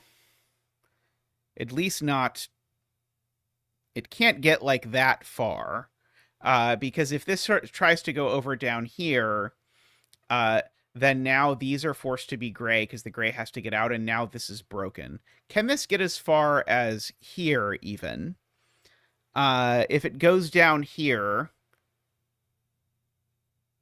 that just works, I think.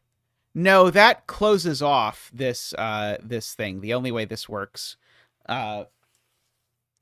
So I think the only way that this works for the gray is that these grays sort of snake out like this, but then that gray goes over there, and that does not work. So yeah, I think if this doesn't take all of its stars above, then we run out of room. But I still don't think that tells me. I mean, it tells me this is a star, I suppose, because I can't take any stars down here, so I have to take a star in here and a star here. So I guess it gets me that this is a star, and so this is not a star. Oh, and so this has to be the other one, because that one certainly can't be. So this is green and is a star for this region. And that's gray, to keep those apart. This gray needs to keep growing outward.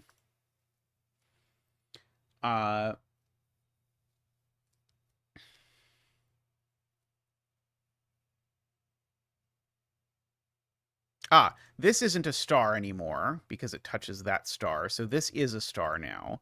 So this is not a star. So this is a star. So this is not a star. So this is a star. Sort of chasing that whole kerfuffle around. Why that last gray? Oh, maybe you're right. Nope, I think Ambrose is right. I think we don't necessarily know that that's gray. This could connect around this way, maybe. Unfortunately. We do still get that this is not a star, and so this is, and that still makes this not a star, so this is. I can continue my getting rid of X's when all the stars are out of a region. And so that means this is not a star, so this is.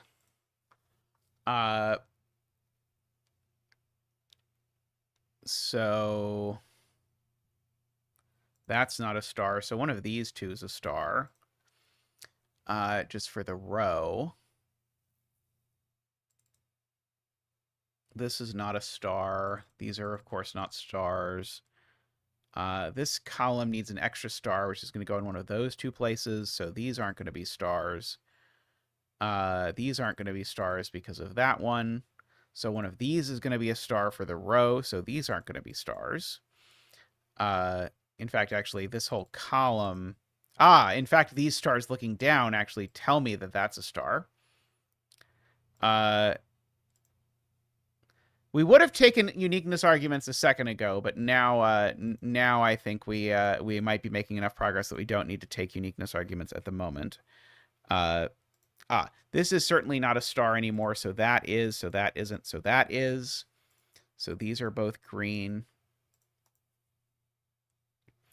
I don't think these can possibly join, because if these join, they don't join to this.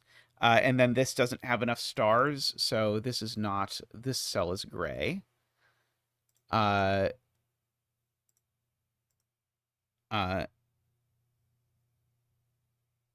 Row 5, I get a star there.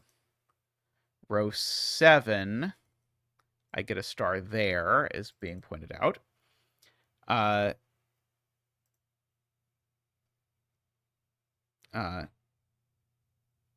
Right. This is microstudies point. This needs to get out. It now can only get out through here. So what that's going to give us is actually that all of this is gray, just for it to be able to possibly get out.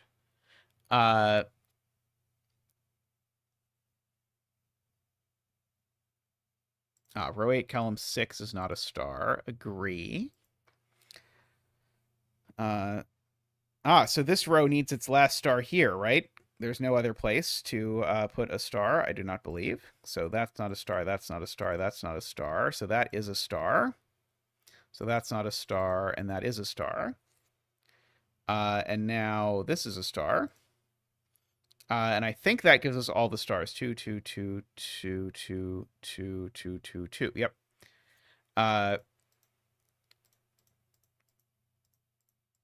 We went on a bit of a weird adventure there where we suddenly were placing stars instead of doing Tapa. Oops, sorry, I tried to remove that star. Oops. Oops.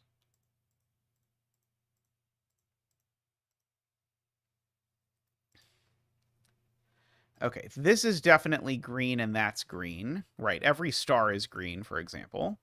Yeah. So all of these are green. Let's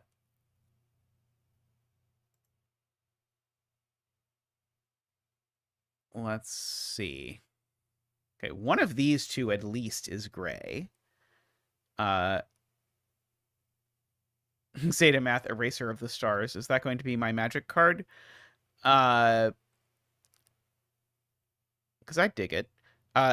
This is gray, because otherwise my gray is stuck. This is green, because otherwise this region doesn't finish. Now this region has its 2 stars, so it can't get any more stars. And it can't join with that region. This gray is at risk of being isolated. So that gray grows.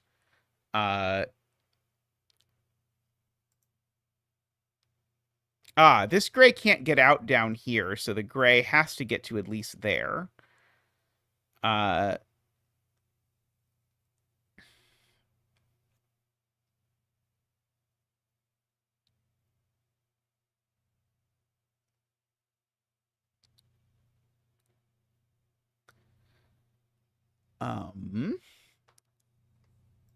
Let's see. Row 10, column 4 is shaded.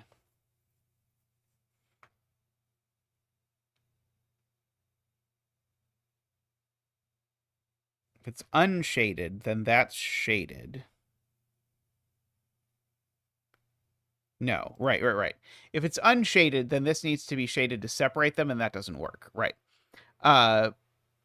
So the point is, here's the way to say it. One of these two is shaded, and if that's the one that's shaded, this one's shaded too.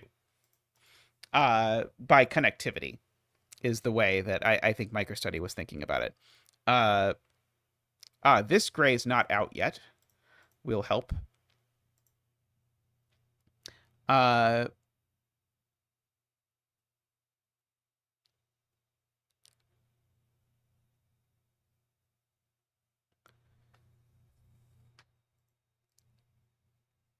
See, this green, however it grows, is certainly going to be connected to that one. So those two are going to end up together. Yeah, I probably should start trying to pair up these stars with which ones I know have to meet in certain ways. Right. Gray can never escape through row 5 is Mixo's point. This is the whole 2x2 thing I was mentioning earlier. Even if this is gray, then this is green because of the no 2x2. So gray always comes out here.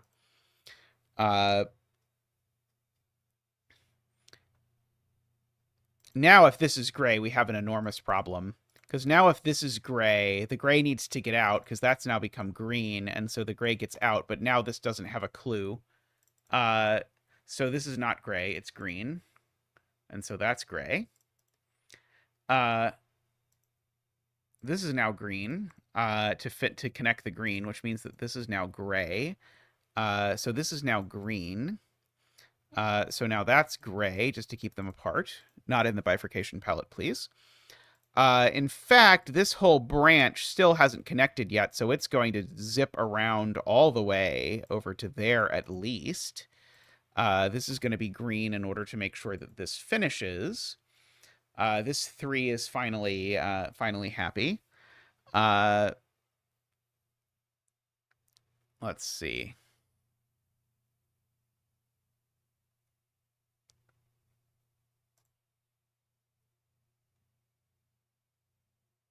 Ah, right. This gray is not friends with the bottom gray yet, so they need to get to know each other. Uh-oh, that's bad. Sorry, it has to escape up here, right? If it escaped through here, it would be a big problem. Because it would isolate these two, so it has to escape over here. Which is going to force that to be a green, which is going to force that down. If that cell were gray, I would create some green that doesn't have a clue, so that's green, which now means that those are both gray. And then I believe we have completed the puzzle.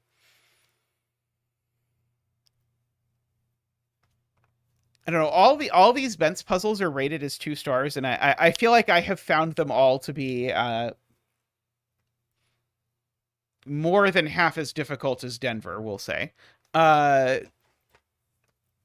But very cool puzzle. I've enjoyed all of these that I have done. Alrighty. Let me take a brief break and pull up a 6x6 for us to wrap up. So I will be right back. Enjoy the wrestling, David. 2-star star battle puzzle is an ambiguous phrase. That's true. That's true. I will be right back.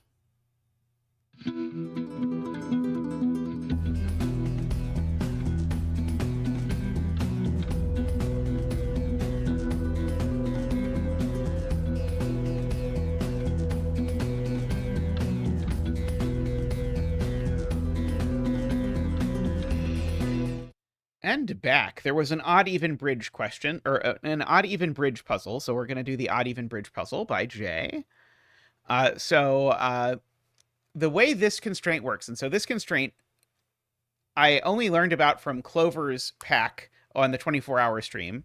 But then on the 24-hour stream, we went and actually set a puzzle with these rules.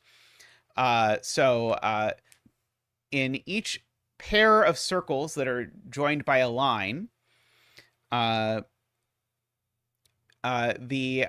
one is odd and one is even. And beyond the fact that one is odd and one is even, the odd gives the number of odds on the line and the even gives the number of evens on the line. So we set a deconstruction, a J. Dyer deconstruction, in fact, with these rules on stream. It will get published eventually once it's tested and all that. So the first thing I see is that there's 3 total cells on here, so these need to be a 1-2 pair. And there's 3 total cells on here, so these need to be a 1-2 pair. Because the sum of the numbers in the circle always has to be the length of the line. There is no other way about it. This is 5. Let's see, I probably should like OX my 1-2s just so that I can note. For example, this cell is not 1 or 2. So this cell is 3 or 4. Because it sees both 1-2s, and so therefore this is a 1-2 because these need to add to 5, and so it's the OE 1-2 and not the XE 1-2. Okay. So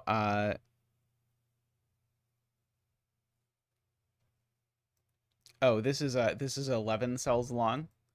1, 2, 3, 4, 5, 6, 7, 8, 9, 10, 11. Yes, okay, so this is a 5-6 pair, is because they need to add to 11, and they can only be 5-6. That is Jim's point.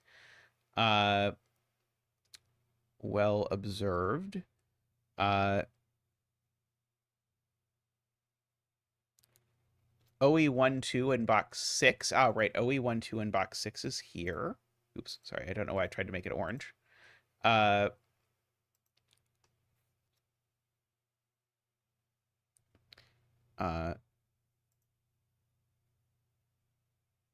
Does this see XE 1-2? I don't know that this sees XE 1-2, Paulfly. If it did see XE 1-2, then I would agree with your point. Let's see. So if this is a 4, I can't put all 4 evens in this box, so this would definitely be even in the instance that this is a 4. Oh, this just can't be a 4. There aren't 4 evens to put on it. Because if this is a 4, I am obligated to put 4 total evens on here. Well, 4 is even, so I could put at most 2 of them in this box. So I'd have to put at least 2 evens in that cell. That's not going to work. So that's a 3 and a 2, and OE12 is a 2. XE12 is a 1. And I can get rid of the O's and X's. And then we can start coloring, because that'll be useful. Those are blue. That's also blue. These are orange. Okay, so I need 3 oranges on this line. These can't all be orange, so therefore that must be orange. So this is a 3 or a 5.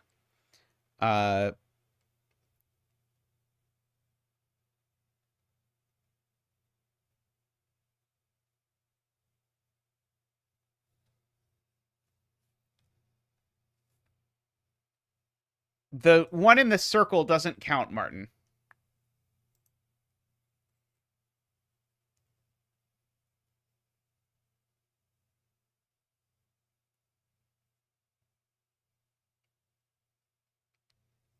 Okay, so there need to be 2 odds. I mean, there are 2 odds down here. That doesn't tell me anything at all. I should stop thinking about it. One of these 2 is a 2.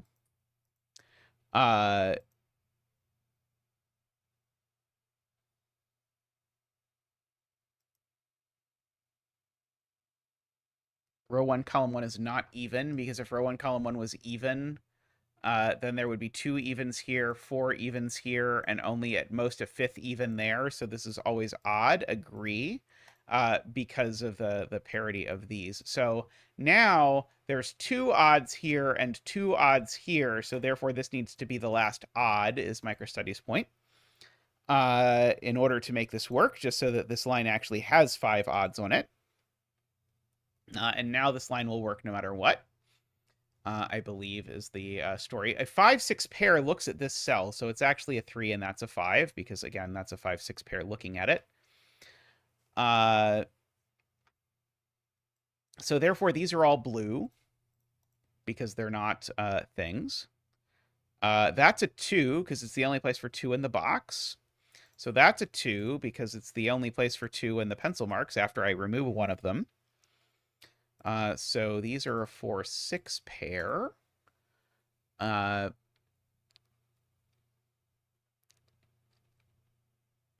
That's how far you got without realizing that row 6, column 4 couldn't be a 4.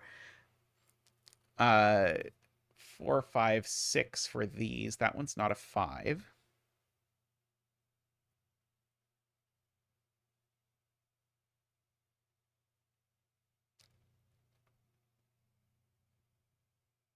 Ah, right. One of these... Ah, right. So the 5 in this column, this is Michael's point, and it's beautiful. The 5 in this column is in one of those 2 cells. That's the only odd this line gets, and therefore this is always even, which is the last even for the column. So these are both odd. So these are a 3-5 pair. This is a 4 or a 6 in blue. Very nice. So that's all the odds for this row. So those are even. Those are a 4-6 pair. That's all the evens for this box, so those are odd.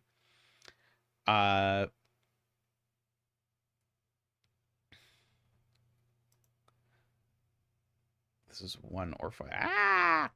Whatever happened, stop it. This is 1 or 5. Not 1 or 6, 1 or 5. Oh, that's even, if I look closely. And so therefore those are both odd. And are 1, 3.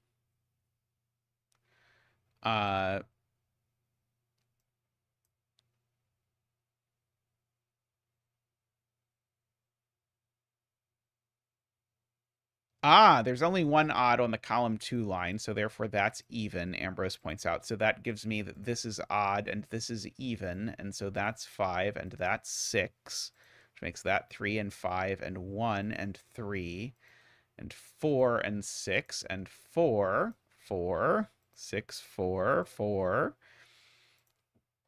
3, 1, 3.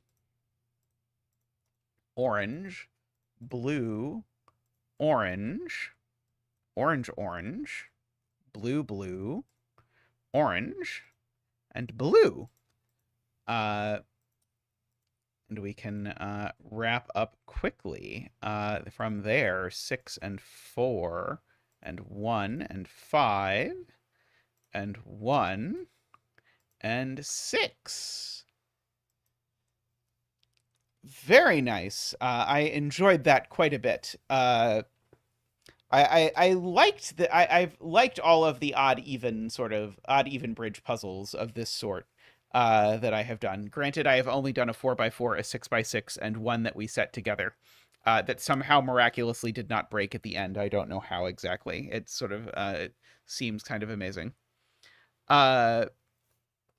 Yeah, the realization about the parity of this cell and therefore the parity of this cell was very cool. I totally agree with MicroStudy about that.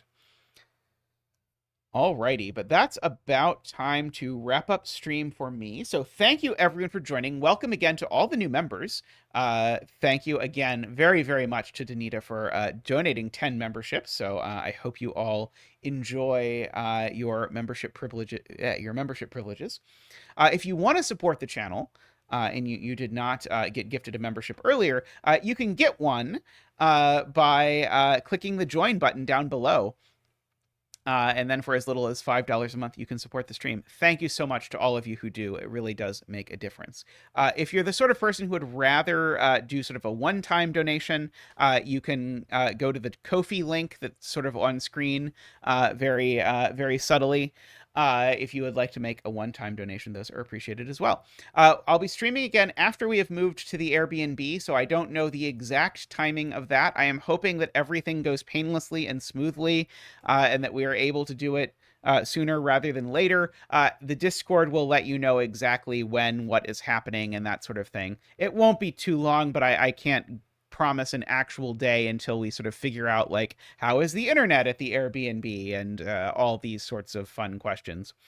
At absolute worst, I might end up streaming from my school office, which would be a real adventure. But anyway, thank you very much to all of you for hanging out. Thank you to the supporters. And thank you to the Turbine, so the people who support the stream at the top level. David, Nordy, Franco, Woofer, DDX, Daniel, and Willie.